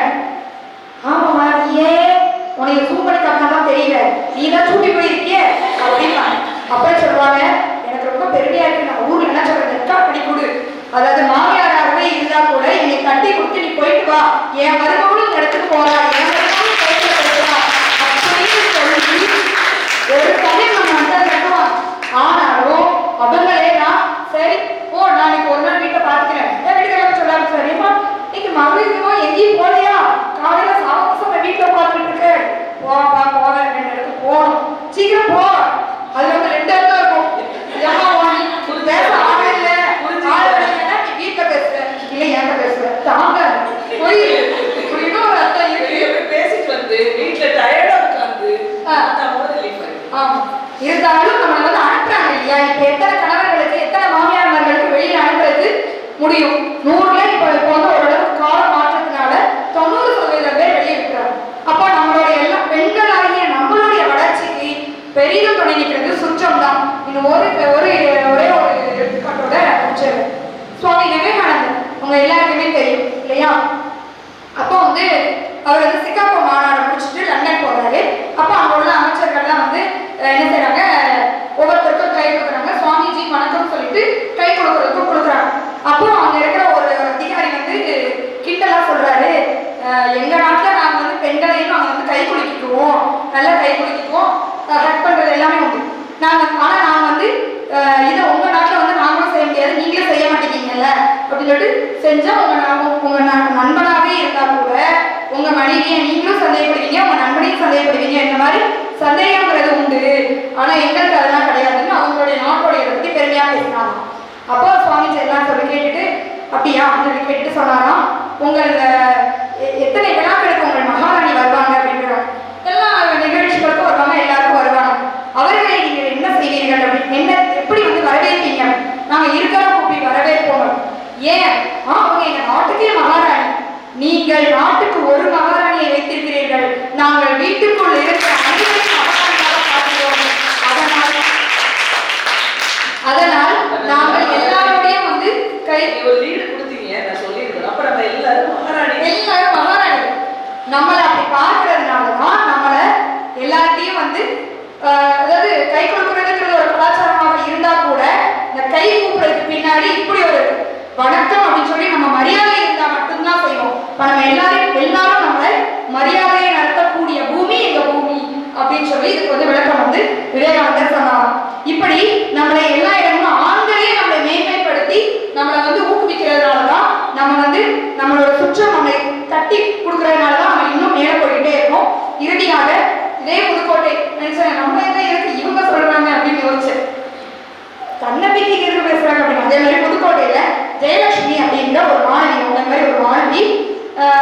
ஒரு அப்பா வந்து சரியாக வேலைக்கு செல்லாத ஒரு பூதாரியான ஒரு அப்பா. அம்மா குடும்ப வீட்டு வேலைகள் செய்து அந்த குழந்தையை காப்பாற்றுறாங்க, படிக்க வைக்கிறாங்க. அவங்க வந்து நிறைய பரீட்சைகள்லாம் எழுதி விண்வெளி நாசா விண்வெளி மையத்துக்கு தேர்வாயிடும். ஆனா அவங்களுடைய போராட நேரம் போக முடியாது, காசு பணம் இல்லை, அவங்களுக்கு செலவு பண்ண முடியல. எப்படி அதோடைய ப்ராசஸ் பண்ணணுங்கிறதே அவங்களுக்கு தெரியல. வழிகாட்டுறதுக்கு ஆசிரியர்கள் சொல்றதுனால ஓரளவுக்கு போயிடுறாங்க. அப்போ அவங்களுடைய அந்த நிறுவனத்துல இருந்து ஒரு விளம்பரம் கொடுக்குறாங்க. இந்த மாதிரி எங்களுடைய மாணவி வந்து தேர்வாயிட்டா, எங்களால் அவ்வளவு பொருட்கள் திரட்டி அவங்க வந்து நாங்கள் அனுப்ப முடியல, ஆனா அவங்க அனுப்பணும், உதவுபவர்கள் உதவலாம் மட்டும் ஒரு நோட்டீஸ் கொடுக்குறாங்க. கொடுத்தோம்னா அவங்களுக்கு நிறைய வந்து பொருள் வந்து குவியுது. அந்த ஊரை தேடி போறாங்க, அந்த குக்கிராமமா இருக்கு, அந்த இடத்துக்கு போறாங்க, எல்லாரும் கொடுக்குறாங்க, எல்லாரும் உதவுறாங்க. ஒரு கட்டத்துல அந்த ஜெயலட்சுமி அந்த பொண்ணு சொல்றான், எனக்கு போதுமான அளவு வருமானம் வந்து விட்டது, எனக்கு போதும் அப்படின்னு சொல்றோம். அதாவது ஒரு பொம்பளை சொல்லி அதாவது எனக்கு போறதுக்கு தேவையானது வந்துச்சு, இனிமே நான் பாத்துக்கிறேன், என்னுடைய வீடோ மற்றது எனக்கு வேண்டாம். அப்போ ஒரு நிறுவனம், ஒரு தொண்டு நிறுவனம் சொல்லுது, உங்களுக்கு வந்து நான் வீடு கட்டி தரேன், சின்ன வீடா தானே இருக்கு, அதாவது குடிசையாக கூரை போட்டுக்கக்கூடிய ஒரு வீடு. இல்லை எனக்கு அதெல்லாம் வேண்டாம், நான் போய் நல்ல நிலைமைக்கு வந்து சம்பாதிச்சு நான் வந்து கட்டிக்கிடுவேன் அப்படின்னு சொல்லிட்டு அந்த பொண்ணு சொல்லிச்சான், எங்க ஊர்ல 126 வீடுகள் இருக்கு, இந்த 126 வீடுகளுக்கும் கழிப்பிடம் கிடையாது, பெண்களாகிய நாங்கள் அந்த சமயங்கள்ல நம்ம வந்து ரொம்ப சந்தோஷப்படுறோம், அதனால எங்களுடைய கிராமத்துக்கு கட்டி கொடுங்க அப்படின்னு சொன்னாங்க. இந்த பெண் உண்மையே படிப்பிலையும் சிறந்து தன்னை சுற்றி இருக்கிறவங்களை யோசிக்கிறாங்க இல்லையா, இதுதான் குற்றம். இப்படி அந்த தொண்டு நிறுவனம் அதே மாதிரி அந்த 126 வீடுகளுக்கும் கழிப்பறை கட்டி கொடுத்தது அப்படிங்கிறது இன்னொரு செய்தி. இப்படி இந்த இடத்துல இந்த ஜெயலட்சுமிய நாசா அனுப்பி ஏவுகணை செலுத்துற டீம்ல கொண்டு உட்கார வச்சது யாரு? குற்றம் தான். ஆகவே என்னுடைய ஆணித்தரமான கருத்து என்ன அப்படின்னா, தமிழன் வாழ்நாள் விட்டு கொடு, தாழ்நாள் விட்டு கொடு அப்படின்னு சொல்லி இருக்கக்கூடிய தமிழர்கள் நமக்கு நாமே தூண்டுகோலாகி நம்மளை வந்து உயர்த்துறதுக்கு என்னைக்குமே நமக்கு முழுவதுமாக உறுதுணையாக இருக்கிறது சுற்றமே சுற்றமே சுற்றமே என்று கூறிக்கொண்டு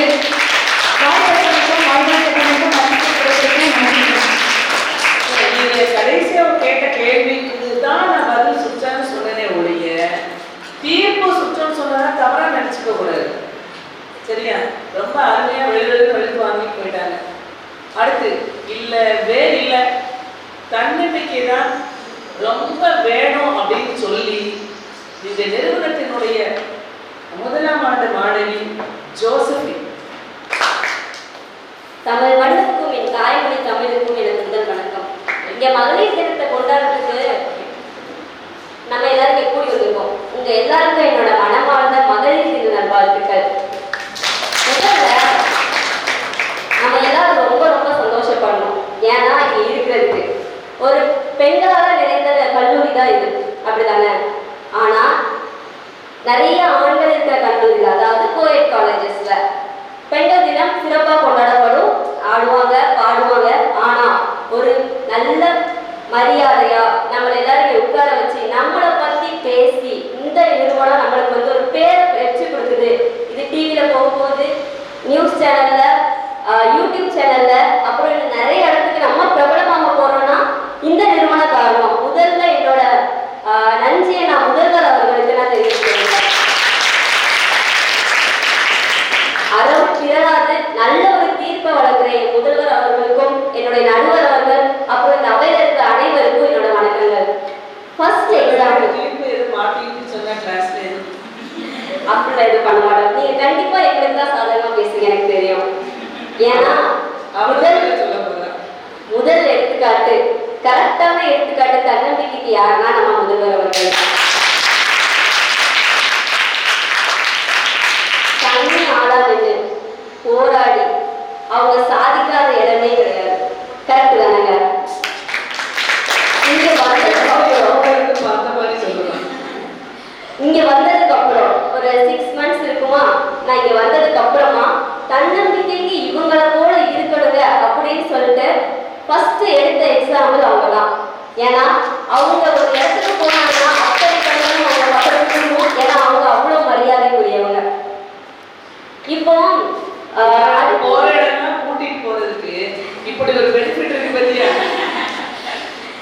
எங்களையுமே எங்க தன்னம்பிக்கை நாங்க குறைந்து இருந்தாலும் எங்களோட தன்னம்பிக்கை இருக்குங்களா அதை வந்து நாங்களே வளர்த்துக்குவோம், கரெக்டு தான். ஆனா அதுக்கேற்ற சுற்றம் தேவைதான். அதையும் அவங்க எங்களுக்கு வந்து ஊட்டி கொடுக்குறாங்க. சுற்றம் தேவைதான் நானே சொல்றேன்னு சொல்லிட்டு அவ சொல்றா. ஆனா அதுக்கப்புறம் இருக்கு ஒரு பதிலடி. எல்லாரும் பெண்கள் தினம் கொண்டாடுறாங்க, ஆனா யாரும் பெண்களை கொண்டாடுறது இல்லை. ஏன்னா சில இடங்கள்ல மட்டுமே பெண்களுக்கான மரியாதை வீடுகள்ல அளிக்கப்படுது. பல இடங்கள்ல பெண்களுக்கு படிப்பதற்கு அதெல்லாம் முடிஞ்சு போச்சு. நிறைய பெண்கள் வீடுகள்ல இருந்து வந்துட்டோம். படிக்கணும், வேலை செய்யணும். இங்க இருக்க எல்லாருக்குமே கண்டிப்பா நான் படிச்சு பாஸ் ஆகி வேலைக்கு போகணும் அப்படிங்கிற எண்ணம் இருக்குது, அப்படிதானே? எல்லாருக்கும் இருக்குது, அப்படிதானே? எங்க வீட்டுல அதுதான் மேம் சொல்ல வரேன். இங்க இருக்க ஒவ்வொருவருக்கும் நீங்க படிச்சு பாஸ் ஆகல. எங்க வீட்டுக்காரங்க எனக்கு நல்லா சொல்லி தந்து என்ன பாஸ் பண்ண வச்சிருவாங்க, எங்க டீச்சர்ஸ் எனக்கு நல்லா சொல்லி தந்து என்ன பாஸ் பண்ண வச்சிருவாங்க, இப்படி நம்பி இருக்கிறீங்களா? இல்ல இல்ல, நான் படிச்சிருவேன், நான் பாஸ் ஆயிடுவேன், இந்த சப்ஜெக்ட் எனக்கு கஷ்டமா இருக்கு, என்னால முடியும் அப்படிங்கிற தன்னம்பிக்கை உங்க ஒவ்வொருத்தருக்கும் இருக்கிறதுனாலதான் அந்த டீமுக்கு புரிய வச்சுட்டு அந்த மீடியம் கீழே இறங்குவாங்க.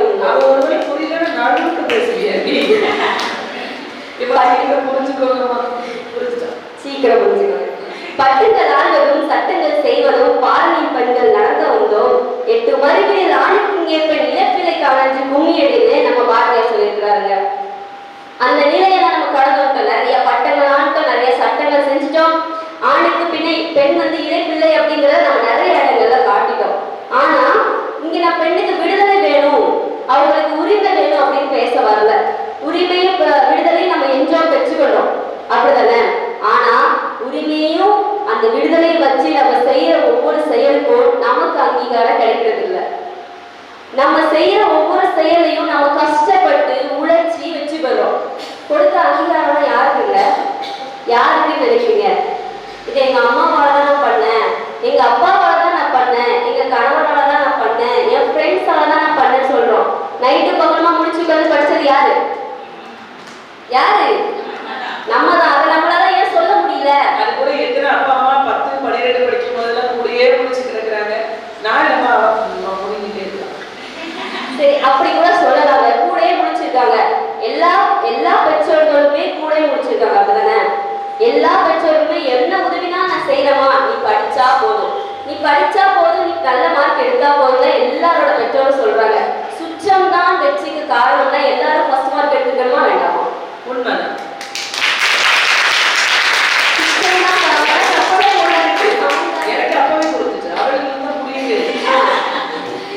சுற்றம் எல்லாருக்கும் சமம் தானே?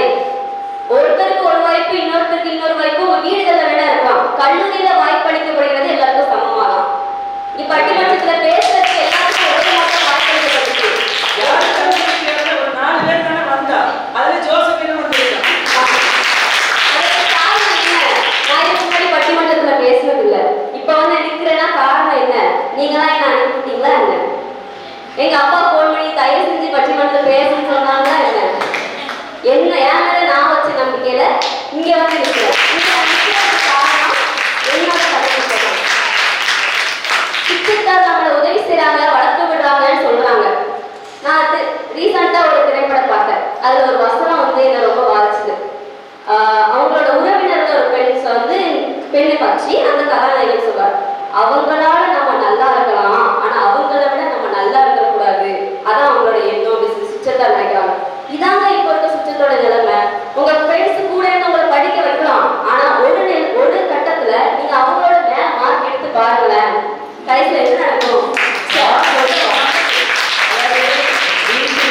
அக்கா தங்கச்சி அண்ணன் தம்பி யாருனாலும் சரி, நம்ம சொந்த ரத்த பந்தமே ஒரு படி நம்ம மேல இருந்தோம்னா பிடிக்கவே பிடிக்காது.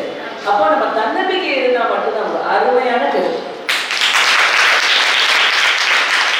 ஒரு மார்க் அவங்களோட அதிகமா எடுத்தா ஏன் நமக்கே வரும்ல, நம்மளே உதவி செஞ்சு ஒருத்தரை படிக்க வச்சிருப்போம். நம்ம அந்த கொஸ்டின்ல தப்பு வாங்கிட்டு இன்னொருத்தர் அதே கொஸ்டின்ல கரெக்ட் வாங்கியிருப்பாங்க. பரீட்சையில நம்ம பார்த்து எழுதுறவங்க கூட ஒரு மார்க்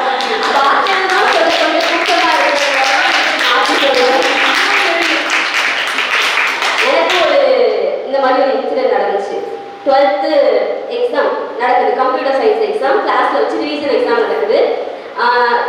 எக்ஸாம்னே அதில் வந்து கோடிங்ஸ்லாம் இருக்கும். அதை வந்து நாங்கள் டிரைவ் பண்ணி ப்ரோக்ராமோட ரிசல்ட்டை கொண்டு வரோம். அதை வந்து புரிஞ்சு படித்தா மட்டும்தான் அதை வந்து எழுத முடியும். அதுக்கு எப்படி எப்படி எழுதணும் அப்படின்னு சொல்லிட்டு புக்கில் இருந்து அப்படியே வராது. ஆனால் படித்து நான் மனப்பாடம் பண்ணி படித்து எழுதுறவங்க மற்ற எல்லா கொஷின்ஸும் கரெக்டாக எழுதிட்டாங்க.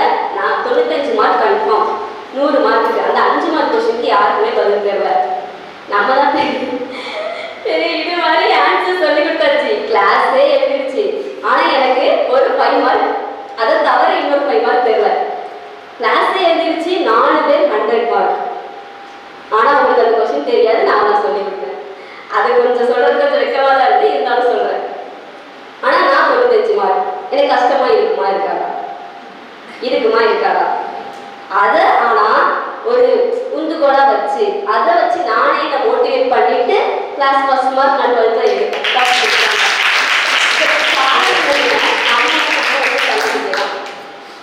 அப்புறம் பூவாசல் திறந்து கொண்டு பூவுலகை பார்ப்பதற்குள் கள்ளிப்பாட ஏந்தி கொண்டு கிளவி அவள் காத்திருப்பார். மேடம் கூட சொன்னாங்க, கள்ளிப்பாட கொடுத்த காலதான் மாறிடுச்சு அப்படின்னு சொல்லிட்டு. முந்தைய காலத்துல சுற்றம் அப்படிதாங்க இருந்துச்சு. பெண்ணா பிறந்துட்டாளா, இவ எதுவும் பண்ண வேண்டாம், இவ எதுவும் சாதிக்க வேண்டாம், இவ அடுப்புறதுக்கு தான், இவ சமைச்சு போடுறதுக்கு தான் அப்படின்ட்டு அந்த முதல் அடி உலகத்துக்குள்ள எடுத்து வைக்கிறதுக்கு முன்னாடியே கொன்றணும், சிதைச்சிடணும் அப்படின்னு தான் இருந்தாங்க. அந்த நிலை மாறிடுச்சுதான், இல்லைன்னு சொல்ல. இப்போ அதே நிலையை கொஞ்சம் அட்வான்ஸா வச்சிருக்காங்க. வேற ஒண்ணும் இல்லைங்க. இப்போ ஒரு திருமணமான பெண் படிக்கிறாங்கன்னு வச்சுக்கோங்களேன். இப்போ உங்களுக்கு ஒரு வாய்ப்பு கிடைக்குது. நீங்க முதல்ல போய் என்ன பண்ணுவீங்க? ஏங்க நான் இதை பண்ணட்டுமா, நான் இதை படிக்கட்டுமா, புதுசா ஆரி ஒர்க் சொல்லி கொடுத்தாங்க நான் சேரட்டுமா, இப்படிதானே கேட்பீங்க. கரெக்டு தானே? திருமணமான எல்லாரும் சொல்லுங்க, கரெக்டு தானே?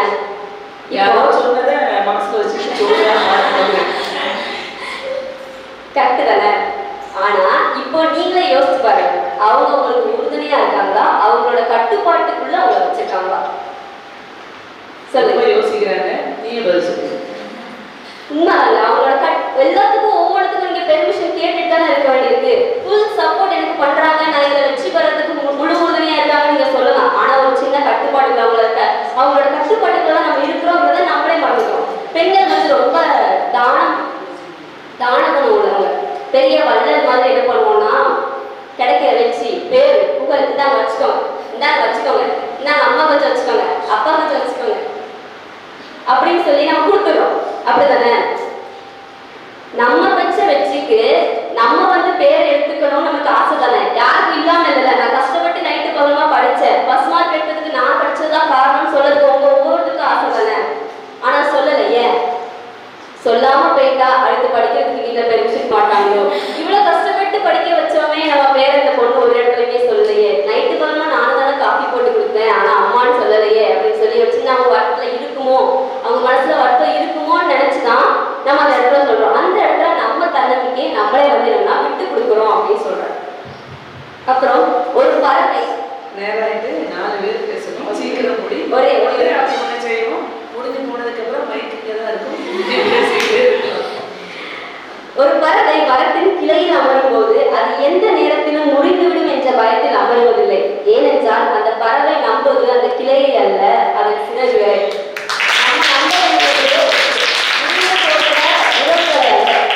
அந்த சுற்றறை அல்ல, நமக்குள்ள இருக்கிற நம்ம தன்னம்பிக்கையை தான் நம்மளை வளர்க்குது. அதுதான் நம்மளோட வெற்றிக்கு முதல் காரணமா இருக்குங்கிறத நம்பி, அதுதான் முதல் காரணமா இருந்திருக்கு இது வரைக்கும் இருந்த எல்லா சாதனை பெண்கள்ல அப்படிங்கிறத உரைக்கக்கூடிய பேச வாய்ப்பற்றவனுக்கு நன்றி கூறி விடுகிறேன்.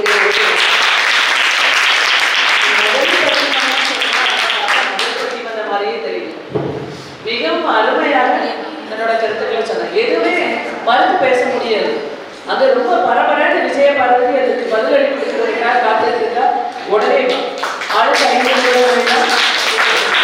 பெரும் மதிப்பிற்கும் உரிய எமது நடுவர் அவர்களுக்கும் பேரத்திற்கும் பெரும் மதிப்பிற்கும் உரிய நடுவர் அவர்கள் அப்படின்னு ஒரு வார்த்தையில சொல்லி நம்மளோட மேமோட பெருமையை வந்து சொல்லிட முடியாது இல்லையா? அதனால பேரத்திற்கும் பெரும் மதிப்பிற்கும் உரிய நடுவர் மற்றும் ஊழியர்தன ஆசிரியர் பயிற்சி நிறுவனத்தின் முதல்வர் மற்றும் தருமபுரி நற்செயல் சங்கத்தின் தலைவர் அவர்களுக்கும்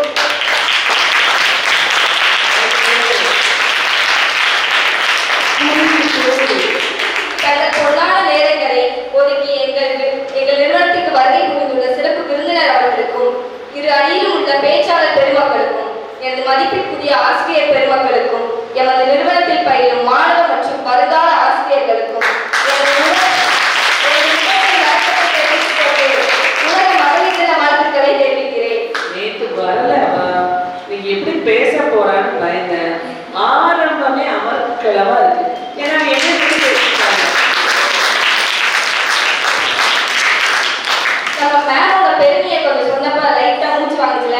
அதே மாதிரி தான் எனக்கு இருந்துச்சு. அந்த மூச்சு வாங்குற அளவுக்கு பெருமை அவங்களுக்கு ஏற்படுத்தி கொடுத்தது இந்த சுற்றம் தான் நான் சொல்லுவேன். இப்படி ஒரு நிறுவனத்தில் உங்களை முதல்வரை ஆக்கி இந்த நாங்கள் இவ்வளோ பேர் உங்களை பற்றி இவ்வளோ பெருமையாக பேசி போனதால் நாங்கள் தான் உங்களோட முன்னெச்சரிக்கை அடுத்தபடியாக முன்னாடி பேசுகிற ஜோஸ்பின் கேட்டாங்க, நான் வந்து எல்லா படத்துலையும் 100 மார்க் எடுத்ததுக்கு காரணம் நான் தானே, என்னோட தன்னம்பிக்கை தானே கேட்டாங்க. அப்போ உங்களுக்கு 7 பீரியட்ல 4 பீரியட் இங்கிலீஷ் கிளாஸ் எடுத்து பொலிட்டிக்ஸ் சொல்லி கொடுத்த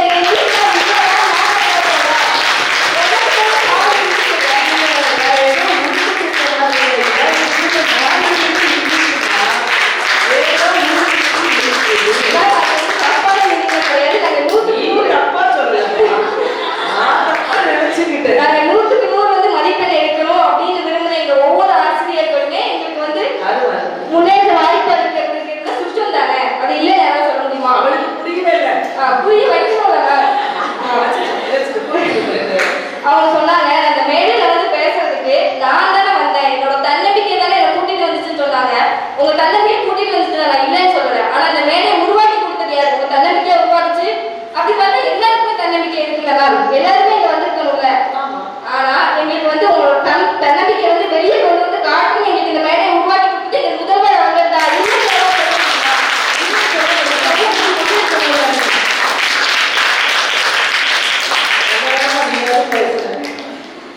சரி, நம்ம டாபிக் உள்ள போவோம். சமைக்கலாம் தெரியும்னு ஒரு பொண்ணு சொன்னா அதுக்கு அவங்க நம்மளோட சுற்றம் என்ன தெரியுமா சொல்லிச்சு? நீ கவலைப்படாத, அதையே கல்வி கலை திட்டத்துல கொண்டு வந்து உன்னை பட்டதாரி ஆக்குறேன் அப்படின்னு சொன்னது நம்மளோட சுற்றம்.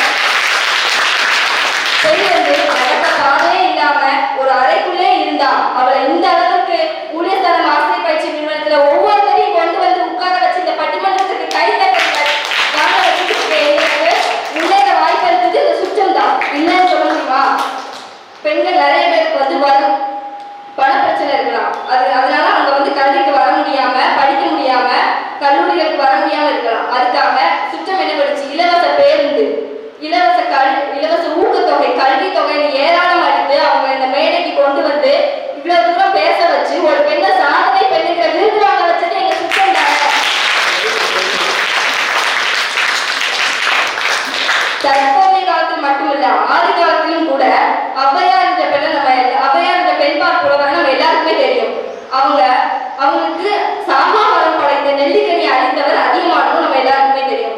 ஏன் அழிச்சாரு? அவங்க சாப்பிட்டு சும்மா தூங்கி எண்ணிக்கிட்டோம்னா இல்ல, அது வந்து அவங்களோட முன்னேற்றத்துக்கு ஒரு படி கல்லா இருக்கும்னு அவர் நினைச்சாரு.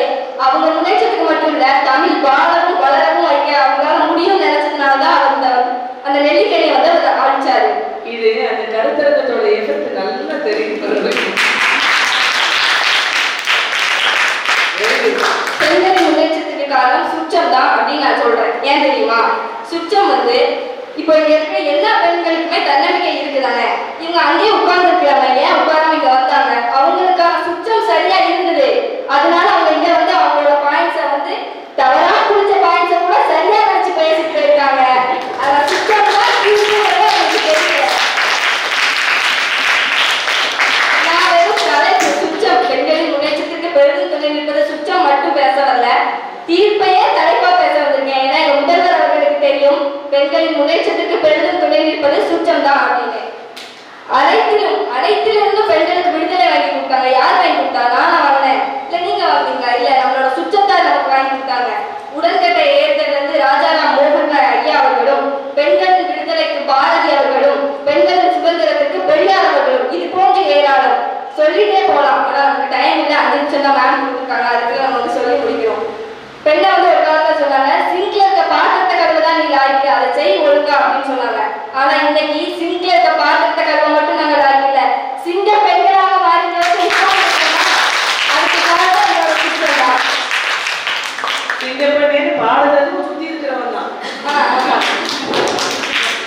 தன்னம்பிக்கை உள்ள பெண்களை கூட உலகிற்கு பல துறைகளில் ஆசிரியராகவும், காவல்துறை அதிகாரியாகவும், மாவட்ட காப்பாட்சியராகவும் அறிமுகம் செய்தது எங்கள் சுற்றம் தான். தன்னம்பிக்கையை மட்டும் வைத்திருப்பது கிணற்றில் நீச்சல் அடிப்பது போன்று. கிணற்றில் நீச்சல் அடிப்பது போதும் மகளை, எழுந்து வெளியே வா, உனக்கு பார்க்கல் காத்திருக்கிறது என்றது சுற்றம். நமது வழிகளையும் உணர்வுகளையும் உணரலாய் எழுதினோம். இன்று அதை சட்டமாய் மாற்றியது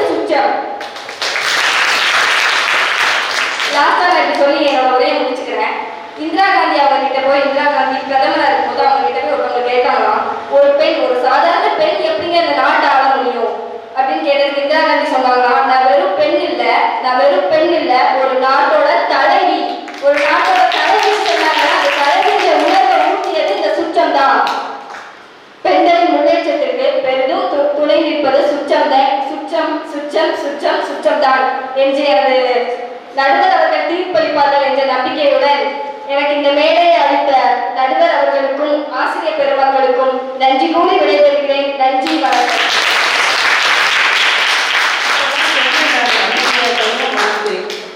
நம்ம வர்ற பட்டிமன்றங்கள் எல்லாம் நம்ம பிள்ளைகளையும் பயன்படுத்தலாம் போல. அதாவது சும்மா வாய்க்கு வந்ததை பேசிட்டு போகாம அருமையான கருத்துக்களை தெளிவா சொன்னாங்க. உண்மையாவே எனக்கு புல்லரிப்பா இருக்கு. ஆக உண்மையாக இந்த நடுவரை நச்சமணி சங்கத்தோட நோக்கம் நிறைவேறியதாக இந்த நேரத்துல ஒரு தடவை கூட நான் பேசி பார்க்கல. என்ன பாயிண்ட் வச்சிருக்காங்கன்னு கூட எனக்கு தெரியாது. ஆனா பயங்கர நம்பிக்கை இருக்கு. ஏன்னா இது எல்லாமே ஷேர் பண்ண பிள்ளைங்க தான். கண்டிப்பா ஏதாவது உருப்படியான பேசுவாங்கன்னு நினைச்சேன். ஆனா இவ்வளோ அதிகமா சிறப்பா பேசுவாங்கன்னு நான் நினைச்சே பார்க்கல. உண்மையாகவே விஜய் பார்வதிக்கு என்னுடைய மனமார்ந்த பாராட்டுதல். இந்த அணியில இருக்கு அடுத்து ஒரு சிங்கப்பெண் இறங்க இருக்கிறார். நிலோஃபர் நிஷா முதலாம் ஆண்டு அவசியம் தொட்டிலிட்டு தொல்காப்பியன் தாளாட்டி கம்பன் சீராட்டி மூவேந்தர் பாராட்டி வருடங்கள் 2000 கடந்தாலும் இன்னும் கன்னித்தமிழாய் செந்தமிழாய் வாழ்ந்து வரும் எம் தாய்மொழி தமிழாய் அன்னை தமிழாய் அனைவரையும் வணங்கி எனது உரையை தொடங்குகிறேன். முதல்ல இங்க இருக்கிற எல்லாருக்கும் மகளிர் தின நல்வாழ்த்துக்கள். மங்கையராய் பிறப்பதற்கு நல்ல மாத்தவம் செய்திடல் வேண்டுமம்மா என்கிறார் கவிமணி. இந்த அரங்கத்துல அமர்ந்திருக்கிற பெண்கள் எல்லாருமே உங்களுடைய வலிமை என்னன்னு நீங்க தெரிஞ்சுக்கணும்னு ஆசைப்படுறேன். ஏத்தையும் பெற்ற தொடுவது தீமை என்று எண்ணியிருந்தவர் மாய்ந்து விட்டார். வீட்டிற்குள்ள பெண்ணை பூட்டி வைப்போம் என்ற விட்டை மனிதரும் தலை கவிழ்ந்தார் என்கிறார் கவிமணி தேசிய விநாயகர் பிள்ளை. பாரதியாரோட காலத்திலேயே பெண்கள் தன்னம்பிக்கையோட செயல்பட ஆரம்பிச்சுட்டாங்க. இப்போ ஒரு சம்பவத்தை சொல்றேன் கேளுங்க. இது ஒரு தந்தைக்கும் அவளுக்கும் இடையில நடந்த ஒரு உரையாடல். ஒரு சிறுமி யானையை பார்க்கிறா. நம்ம யானையை பார்த்தா என்ன செய்வோம்? அதை கள்ளத்திக்கே எறிவோம். அது மேல ஏறணும்னு ஆசைப்படுவோம். அப்ப அந்த சிறுமி சொல்றா தன்னோட தந்தை கிட்ட, நான் யானை ஏற போகிறேன், என்னை எப்படியாவது ஏற்றி விடுங்கன்னு சொல்றா. தந்தை சொல்றாரு கூடாதுங்கிறாரு. உடனே அந்த சிறுமி நான் ஏறத்தான் போகிறேன் ஏறத்தான் போகிறேன் அப்படின்னு சொல்றா. தந்தையோ கூடாது என்று சொன்னால் கேட்க மாட்டாரா என்கிறாரு. நானா மட்டும் ஏறலாமா? நான் ஏன் ஏறக்கூடாது? நானா ஆண் பிள்ளை, அவன் யானை ஏறுவான், நான் பெண் பிள்ளை, ஆணை ஏறுவேன் என்கிறாள் அந்த சிறுமி. உடனே அந்த தந்தைக்கு கோபம் வந்துச்சு. என்ன இப்படி பிடிவாதம் என்ற பெண்ணா லட்சணமா இருக்க மாட்டியா? ஏதோ யானையை வச்சுட்டு ஆள போகிறவள் போல இப்படி வம்பு செய்கிறாயே என்று அந்த தந்தை சொல்றாரு. உடனே அந்த சிறுமி என்ன சொல்றா? 10 யானை வைத்துக் கொண்டு ஆளத்தான் போகிறேன் அப்படிங்கிறா. இதை கேட்டது தந்தைக்கு சிரிப்பு வந்துட்டு. 10 யானை வச்சு ஆள போகிறாயா? பேஸ், நீ ராணி போலத்தான் இருக்கிறார் அப்படின்னு சொல்றா. சிரிப்பு உடனே பிடிவாதமா அந்த யானை மேல ஏறி உட்காந்துட்டா. யார் இந்த பிடிவாதக்காரி? யார் இந்த தன்னம்பிக்கை நாயகி? உங்களுக்கு கேட்டா தெரியுமா?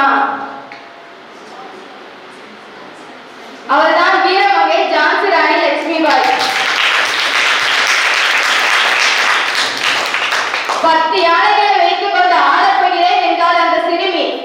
அந்த தன்னம்பிக்கை தான் காரணம். அதுக்கு சுற்றம் தேவையில்லை. 10 யானை வச்சு அதுக்கு சுற்றத்தை வாங்க நான் ஆள போறேன், என் கூட வாங்க கூட்ட முடியுமா? முடியாது. அப்படி ஆள்றதுக்கு அவருக்கு தன்னம்பிக்கையின் திறமை தான் தேவையை தவிர சுற்றம் தேவையில்லை. திருவள்ளுவர் கூட அறத்துப்பால் என்ன சொல்றாருன்னா, பெண்ணில் பெருந்தக்கது யாவுல அப்படின்னு ஒரு கேள்வி எழுப்பி பொருட்பாளர் பெண்ணே பெருமை உடைத்த பதிலையும் சொல்லி காமத்து பாலர் பெண்ணில் பெருந்தக்கது, அதாவது பெண்ணை விட சிறந்தது உலகத்துல இல்ல அப்படிங்கிறாரு. அப்படிப்பட்ட திறமைக்கு பெண்கள் சொந்தக்காரங்க. இவ்வளவு பெரிய ஆற்றலும் தன்னம்பிக்கை கொண்ட பெண்ணோட வெற்றிக்கு சுற்றம் எதற்கு? உழைப்பது வெற்றி வருது எல்லாம் நம்ம, ஆனா பேர் மட்டும் சுற்றத்திற்கு. இப்படி பேர் எல்லாத்தையும் சமூகத்துக்கு கொடுத்து முடிச்சு நீ வீட்டுக்கு போகும்போது நீ யார் கூட்ட வருவா? யாரு நான் தனியா என்னோட தன்னம்பிக்கை இருக்கு. தன்னம்பிக்கை இருக்கு. ஒரு வீட்டுக்காரரு அங்க உடச்சு ட்ரெஸ் வந்து கரகடையா அதெல்லாம் தப்பு சொல்லலாமா? சுத்தம் இருக்குன்னு சொல்லலாம். அது ஒரு பக்கம் இருக்கட்டும். நம்மளோட தன்னம்பிக்கை இருந்தாதான் நம்ம வெளியே வர முடியும். அந்த மனுஷன் வர அந்த மனுஷன் போய் சொல்றேன், தன்னம்பிக்கை இருக்கிறவா உட்கார்ந்துட்டு அந்த மனுஷனை கரகடையா வச்சுட்டு எனக்கு தான் தெரியுங்க. எப்படி பேர் எல்லாத்தையும் சமூகத்துக்கு கொடுத்துட்டு உழைச்சி மட்டும் தாங்க இருக்கும். உங்களுக்கு தேவையான எல்லா வலிமைகளும் உங்களுக்குள்ள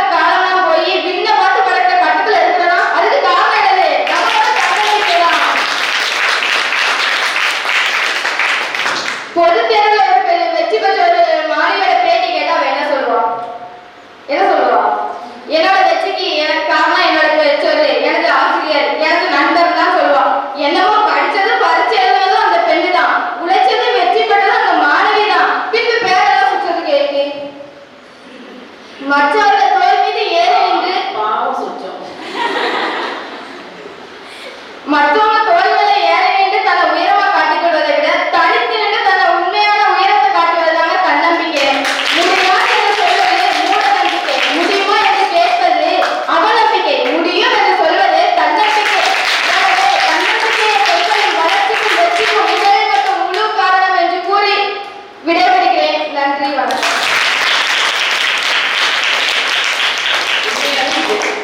தீர்ப்பு என்ன சொல்றது எனக்கு உண்மையாவே தெரியல. இப்படி போடுன்னு போட்டா எனக்கே குழப்பமா இருக்கு. சரி, அந்த குழப்பத்தை தெளிவிக்கிற விதமா நம்முடைய நிறுவனத்தினுடைய ஸ்ரீ தனலட்சுமி சுற்றமே என்ற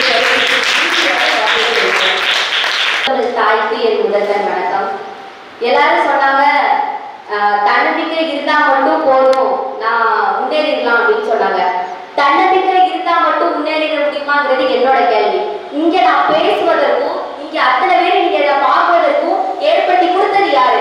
நம்ம முதல்வர் அவர்கள். அப்படின்னா இங்க முதல்வர் தன்னம்பிக்கை இருந்துச்சா சுற்றம் இருந்துச்சாங்கிறதா என்னோட கேள்வி. நீங்க சொல்லுங்க. எவ்வளவு நேரம் பேசுறாங்க, ரெண்டு பேரும் மறந்துட்டு எவ்வளவு நேரம் பேசுறாங்க.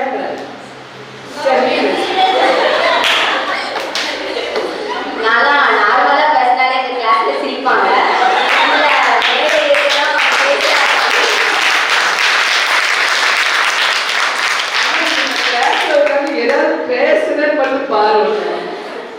இந்த அளவுக்கு நான் இங்க பேசுறதுக்கு எனக்கு உறுதுணையா இருந்தது உண்மையா சொல்லணும்னா ஃப்ரெண்ட்ஸை சொல்லுவேன். ஏன்னா நான் அழகா இருந்தா எல்லாத்துக்குமே சொல்லியிருக்கேன். அவங்க தான் சொல்லுவாங்க உண்மையா அழகா இருக்க அப்படின்னு சொல்லுவாங்க. எனக்கு அப்படியே பட்டாம்பூச்சிலாம் பறக்கும். பெண்களுக்கு ஒரு பலவீனமான பெண்களை பலவீனப்படுத்தக்கூடிய ஆயுதம்னா அழகுதான். அந்த அழகு சொல்றது யாரு? சொல்லுங்க. பொய் பேசு. இல்ல பொய்யா இல்ல, உண்மை தானே. நான்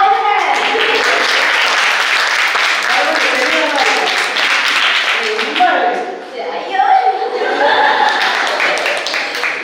பேசாதீங்க. சரி, ஓகே, டாபிக்ல அதெல்லாம். பெண் இல்லைன்னா இந்த உலகமே இல்லைன்னு சொன்னவங்க நம்ம சுவாமி விவேகானந்தர் அவர்கள். சரியா? அந்த வகையில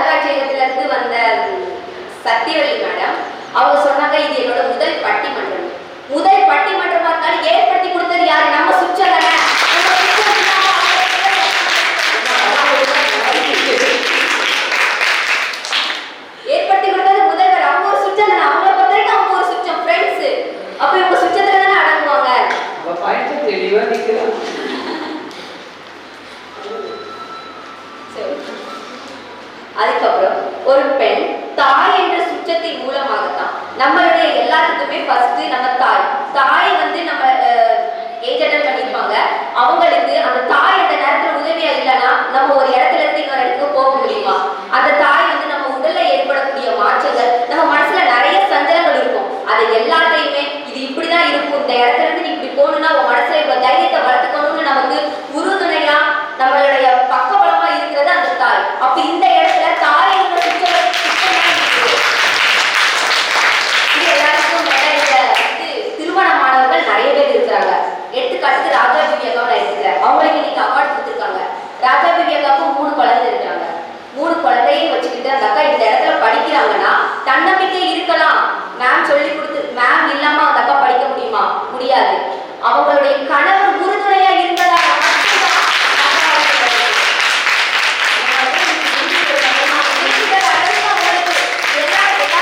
மாமியார் பிறகு ஒன்போல இருக்க மாட்டாங்க. ஒரு சில வீட்டுல மட்டும்தான் மாமியார் ஒத்துழைப்பாங்க.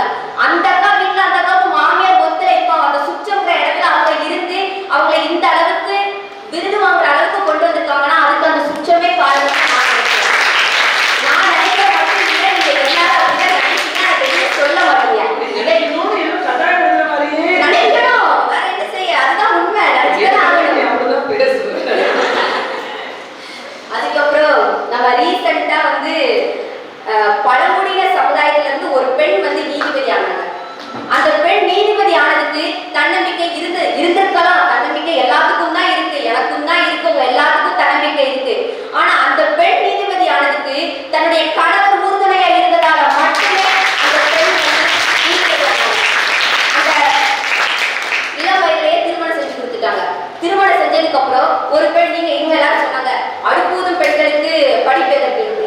அந்த மாதிரி அந்த கணவர் நினைச்சிருந்தாருன்னா அந்த பெண் இந்த இடத்துல நீதிபதி ஆயிருக்க முடியுமா? முடியாது. ஏன் அவங்க அப்படி ஆனாங்க? அவங்களுக்கு சுற்றங்கிற அந்த உறவு அந்த இடத்துல பக்க பலமா உறுதுணையா இருந்தது. இப்ப சொல்லுங்க, சுற்றமா தன்னம்பிக்கையா? சுற்றமே.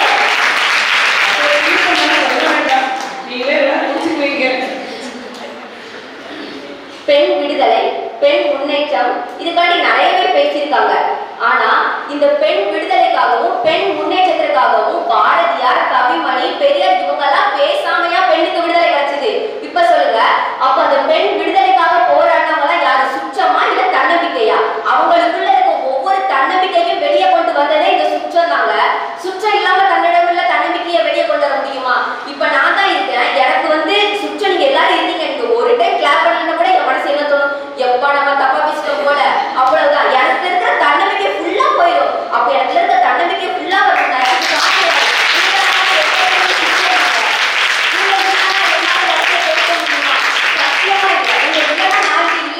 நான் சொல்லுவேன், இப்ப வரைக்கும் சொல்றேன், நான் மேடையில பேசுறது எங்க அம்மாவுக்கு கூட தெரியாது. நான் நம்புற முழு சுற்றம் உங்களை மட்டும்தான்.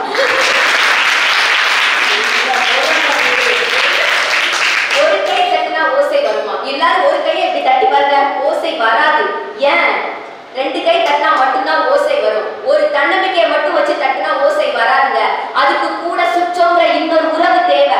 அந்த உறவு இருந்தால் மட்டுமே ஒரு பெண் வாழ்க்கையில அடிப்படை வளர்ச்சியில இருந்து அவளால முன்னேற முடியும். ஆகவே என்னுடைய கருத்துப்படி உங்க எல்லார் மனசுலயும் அதுதான் இருக்கும். ஒரு பெண்ணோட முன்னேற்றத்திற்கு சுற்றம் தான் துணை இருக்கிறது என்று சொல்லி விடைபெறுகிறேன்.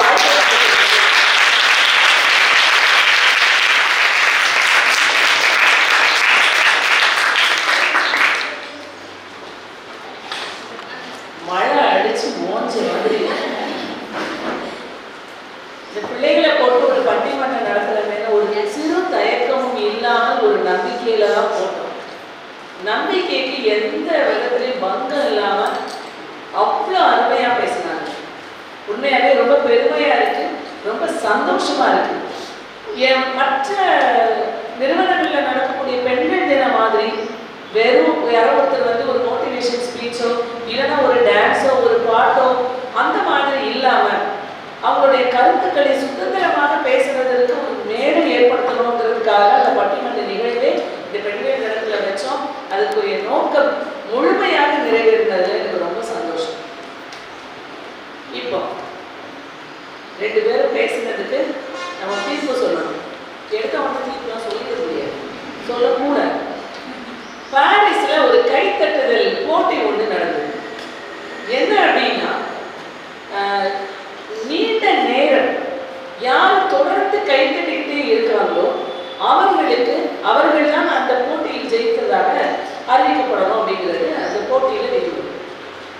லைட் எல்லாம் ஆஃப் பண்ணிட்டாங்க.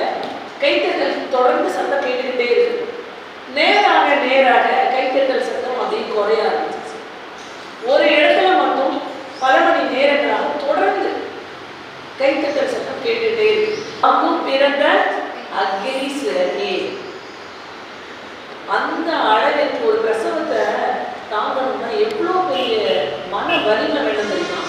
பிரசவத்தை தாங்கக்கூடிய வலியை எங்களாலையும் தாங்க முடியும் அப்படின்னு சொல்லிட்டு ஜப்பானியர்கள் சொன்னாங்க, அந்த வலியை எங்களுக்கும் கொடுங்க, நாங்கள் தாங்கிக்கிறோம். உடனே ஒரு மனிதனுக்கு இயற்கையாகவே ஒரு வலியை தாங்கக்கூடிய சக்தியை தாண்டிய அளவுக்கு எழுது வலி தாங்கக்கூடிய திறன் பெண்களுக்கு. ஆண்கள் இதுக்கு போட்டியா எனக்கும் அதுக்கு வலிமை இருக்குன்னு சொல்லிட்டு நிரூபிக்கிறதுக்காக எனக்கு அதை கொடுங்க. கொஞ்சம் தூரம் தான் வலியை இன்க்ரீஸ் பண்ணாங்க. அந்த டெஸ்ட்டுக்கு போய் படுத்துட்டாங்க. அவங்கெல்லாம் போய் அவர்களுக்கு வலியை கூட்ட ஒரு அளவுக்கு மேலே தாங்க முடியாம ஐயோ அம்மானு கதறி அடிச்சு பணம் வெளியில் ஓடிட்டாங்க. ஆனால் ஒரு பிரசவ வலியை ஒரு பெண் தாங்குறான்னா எவ்வளோ தன்னம்பிக்கை வேணும். என்னுடைய குழந்தையை இந்த உலகத்துக்கு பெற்றிருக்கணும், அதுக்கு இந்த வலியை நான் தாங்கிக்குவேன். அவன் தாங்குது. நிறைய நேரங்கள்ல பார்த்தீங்கன்னா உன்னால இது முடியாது, உனக்கு இது வராது, நீ அதுக்கு லாயத்துலேருந்து சுற்றம் பாதி நேரம் நம்மளை என்னதான் செய்யுது, டிஸ்கரேஜ் பண்ணிக்கிட்டே தான் இருக்கு. ஆனாலும் நம்ம பெண்கள் என்ன செய்யணும், அதெல்லாம் மனதில் வைத்துக் கொள்ளாமல் இருக்கிற பெண்கள் மட்டும்தான் முன்னுக்கு வராங்க. ஆனால் பெண்களின் முன்னேற்றத்திற்கு சுற்றம் ஒரு விதத்தில் உதவி செய்தாலும் தன்னம்பிக்கை இருக்கக்கூடிய பெண்கள் மட்டுமே முன்னுக்கு வர முடியும், முன்னேற முடியும் என்பதில் ஒரு சந்தேகமும் இல்லை.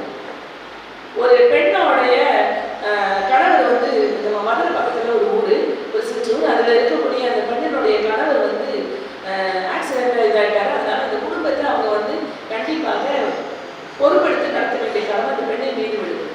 இந்த நேரத்தில் பார்த்தீங்கன்னா அந்த பெண் அதுக்கு ஒரே ஒரு குழந்தை, பெண் குழந்தை உண்டு. அந்த குழந்தையும் கிடைச்சல தவறி விழுந்து விளையாடும் போது தவறு விழுந்து இறந்து போயிடுது. அது இறந்த உடனே இந்த பெண்ணுக்கு என்ன செய்யவே தெரியும். இவ்வளவு துக்கம் வந்ததுன்னா ஒரு மனுஷியால என்ன செய்ய முடியாது, கண்டிப்பா தாங்க முடியாது. அது ரொம்ப சோர்ந்து போயிருந்த நேரத்தில் அந்த பெண்ணுக்கு பள்ளியில வந்து ஒரு அளவுக்கு ஒரு சின்ன சேமிப்பு மாதிரி இருந்திருக்கும் போல இந்த இன்சூரன்ஸ் மாதிரி அந்த பணத்தை அந்த ஸ்கூலில் இருந்து அந்த பிள்ளைகளுடைய தாயிடம் வந்து கொடுத்துருக்காங்க. அந்த பெண்ணுடைய தாய் அந்த பணத்தை வாங்கின உடனே எல்லாரும் நம்மலாம் சாதாரணமாக என்ன தெரியுமா நினைப்போம், இட்லி கடை போடுவோம், தையல் கடை போடுவோம் அப்படின்னு நினைப்போம். அந்த பெண் என்ன தெரியுமா, கனரக மோட்டார் டிராக்டர் மாதிரி ஒன்றை வாங்கி அதை வச்சு உழுது விவசாயமும் பார்த்துக்கிட்டு அந்த கனரக மோட்டார்கள் வாகனங்கள் அந்த நான்கு சாலையில போகும்போது அதை ரிப்பேர் பார்க்கக்கூடிய ஒரு சின்ன ஃபேக்டரி பக்கத்தில் வச்சுட்டாங்க. பெண்கள்னா இந்த வரையறைக்குள்ள நம்ம வந்து சின்ன சின்ன வேலைகள், அதாவது பெண்களுக்காக சில வேலைகளை நம்ம சொல்லி வச்சுக்கோம், அதுதான் செய்யணும் அப்படிங்கிறதுல உடைச்சி கனரக வாகனங்களை ஆண்கள் செய்யக்கூடியதா சொல்லப்படக்கூடிய ஒரு வேலையை அந்த பெண் ரொம்ப சிறப்பாக இன்னும் செஞ்சுட்டு இருக்காங்கன்னா அந்த அம்மாவுக்கு இந்த உத்வேகத்தை கொடுத்தது அந்த அம்மாக்குள்ள இருக்க தன்னம்பிக்கை. ஒரே ஒரு விஷயத்தை சொல்லி இதை நிறைவுபடுத்த வருது. உத்தரப்பிரதேசத்துல ஒரு பொண்ணு வந்து வெளியில கிளம்பி போயிருக்கும் போது 3 மாணவர்கள் சேர்ந்து அந்த பிள்ளையை கடத்திட்டு போறாங்க. கடத்திட்டு போயிட்டு அந்த பிள்ளைய 3 பேரும் சேர்ந்து கூட்டு பலாத்காரம் செஞ்சுட்டாங்க. கூட்டு பலாத்காரம் செஞ்சதோடு நின்னாம அந்த பிள்ளை எங்க வெளியில இந்த விஷயத்த சொல்லிடுமோன்னு பயந்து அந்த பிள்ளையோட ஷாலையை கழட்டி அந்த பிள்ளையோட கழுத்துல கட்டி பைக்கிலேயே தரன்னு நிறைய தூரம் இழுத்துட்டே போயிருக்காங்க. இதுல தரையில உயிரோட அந்த பிள்ளை இழுத்துட்டு போகும்போது அதோட முதுகு தண்டுபடலாம் என்ன செஞ்சுச்சு, நொறுங்கிட்டு அதுக்கப்புறம் வெளியில அந்த உண்மையை சொல்லிடுவான்னு சொல்லி அந்த பெண்ணுடைய நாக்கையும் துண்டிச்சிட்டாங்க.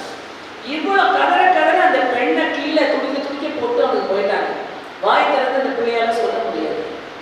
பார்த்து அந்த பிள்ளையை காப்பாற்றி ஆஸ்பத்திரியில் கொண்டு போய் அட்மிட் பண்ணி வச்சுட்டு அந்த பிள்ளைக்கு ட்ரீட்மெண்ட் பண்ணக்கூடிய அந்த வைத்தியர்கள் மருத்துவர்கள் வந்து ரொம்ப ஆச்சரியப்பட்டாங்க. 15 நாட்கள் அந்த பெண் அதற்கு பின்பு உயிரோடு இருந்தாங்க. அவங்களுக்கு என்னன்னா சில மணி நேரங்களில் செத்து போயிருவாளே, இன்னும் சாகாம இவ்வளவு தூரம் உயிரோட இருக்காளே என்னவா இருக்கும்னு பார்த்தா அந்த பிள்ளையோட தன்னம்பிக்கை அவ்வளோ ஸ்ட்ராங்கா இருக்கும்.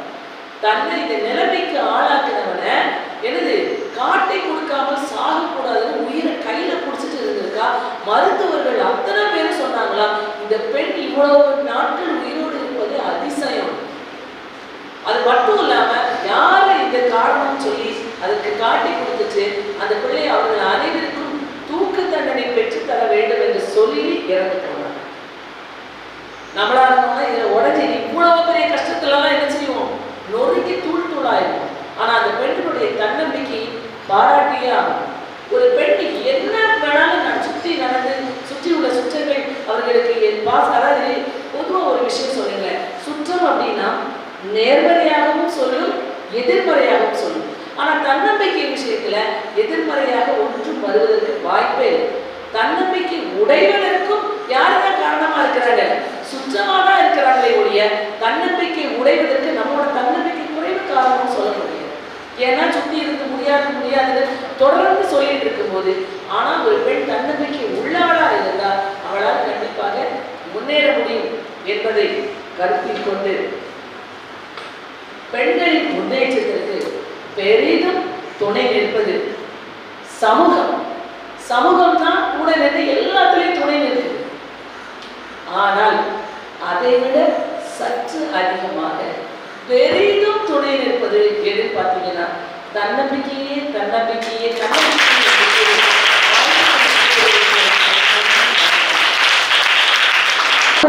மங்கை விருது ஏற்கனவே 2 பேருக்கு கொடுத்துட்டோம். அடுத்ததாக நம்ம திருநெல்வேலி அரசு அருங்காட்சியகத்தினுடைய காப்பாட்சியர் திருமதி சிவா சத்தியவள்ளி அவர்களுக்கு இந்த மாண்புமிகு மங்கை விருது வழங்கணும்னு நாங்கள் முடிவு பண்ணோம். சஸ்பென்ஸாக வைக்கணும்னு நினச்சிருந்தோம், பட் கடைசி நேரத்தில் உழைக்கிற மாதிரி ஆயிடுச்சு. இந்த நறுமுகை நற்றமிழ் சங்கம் ஆரம்பிப்பதற்கும் இன்னைக்கு இது 2வது நிகழ்வாக நடந்துட்டு இருக்கு. இந்த அளவுக்கு கொண்டு போறதுக்கு உற்ற துணையாக நின்று நமக்கு உறுதுணையாக நிற்பவர்கள் மட்டும் இல்லை, அரசு அருங்காட்சியகம்னா எங்க இருக்குன்னு யாருக்குமே தெரியாது. அருங்காட்சியகம் மாதிரி ஏதோ ஒரு மூலையில இருந்தது. மேடம் அங்கே வந்ததுக்கு அப்புறம் தான் தினமும் ஒரு நிகழ்ச்சியை நடத்தி அரசு அருங்காட்சியகத்தை மக்களுக்கு கொண்டு போய் சேர்ந்தவர்கள். இது ஒருங்கிணைந்த திருநெல்வேலி மாவட்டம், தென்காசி, தூத்துக்குடி, அந்த திருநெல்வேலி, அது போக கன்னியாகுமரிக்கும் பொறுப்பாக இருந்து பார்த்து கொண்டிருக்கிறார்கள். நாங்கள் கிட்டத்தட்ட எங்களை ஒருத்தர் எப்பவுமே சொல்லுவாரு, அபூர்வ சகோதரிகள் அப்படின்னு. நாங்கள் எங்கேயாவது வீட்டுக்குள்ள உட்காந்து எங்களை ஃபோட்டோ எடுத்து லைப்ரரி ஒருத்தர் அனுப்பிச்சுட்டே இருப்பார். எனக்கு அவங்க கிட்ட பிடித்த ஒரு விஷயம் என்ன தெரியுமா, நான் பொதுவாக எனக்கு ஒரு கேரக்டர் இருக்கிறதால இருந்தில்ல, நாங்கள் 2 பேரும் எங்களுக்கு அடி வந்தாலும் சரி அது கொஞ்சம் கூட கவலைப்படாம திரும்பி அடிக்கடிக்கு அடிச்சுட்டு வர்றாரு. அது பெண்களாகவே இருந்தவங்களுக்காகவே நிறைய இடங்கள்ல எங்களுக்கு அந்த வாய்ப்பு மட்டும் இல்லை, அது எங்களுக்கு மறுக்கப்பட்டுகிட்டே வந்தது. அதற்காகவே இந்த ஒரு நல்ல சங்கத்தை ஆரம்பிப்பதற்கு கூட முழு உதவி செய்து இன்னைக்கு இருக்கிறாங்க. அவங்க இதில் ஒரு பொறுப்பை ஏற்க முடியாததுனால அவர்களை சிறப்பு செய்ய வேண்டியது நம்முடைய கடமை என்பதற்காக இன்னைக்கு அவங்கள இந்த மாண்பு மங்கை விருது வழங்கி கௌரவப்படுத்துறது எங்களுக்கு ரொம்ப மகிழ்ச்சியா இருக்குது. அந்த விருதினை வழங்குவதற்காக நம்ம நிறுவனத்தினுடைய தாளாளர் அவர்கள் இந்த வருகை கொடுத்திருக்கிறார்கள். அவர்கள் மேடத்துக்கு இந்த விருதை வழங்குவார்கள். நீங்க உங்க எல்லாருக்கும் மேடம் எவ்வளவு பிடிச்சிருக்கு நீங்க கிளாப் பண்றாங்க.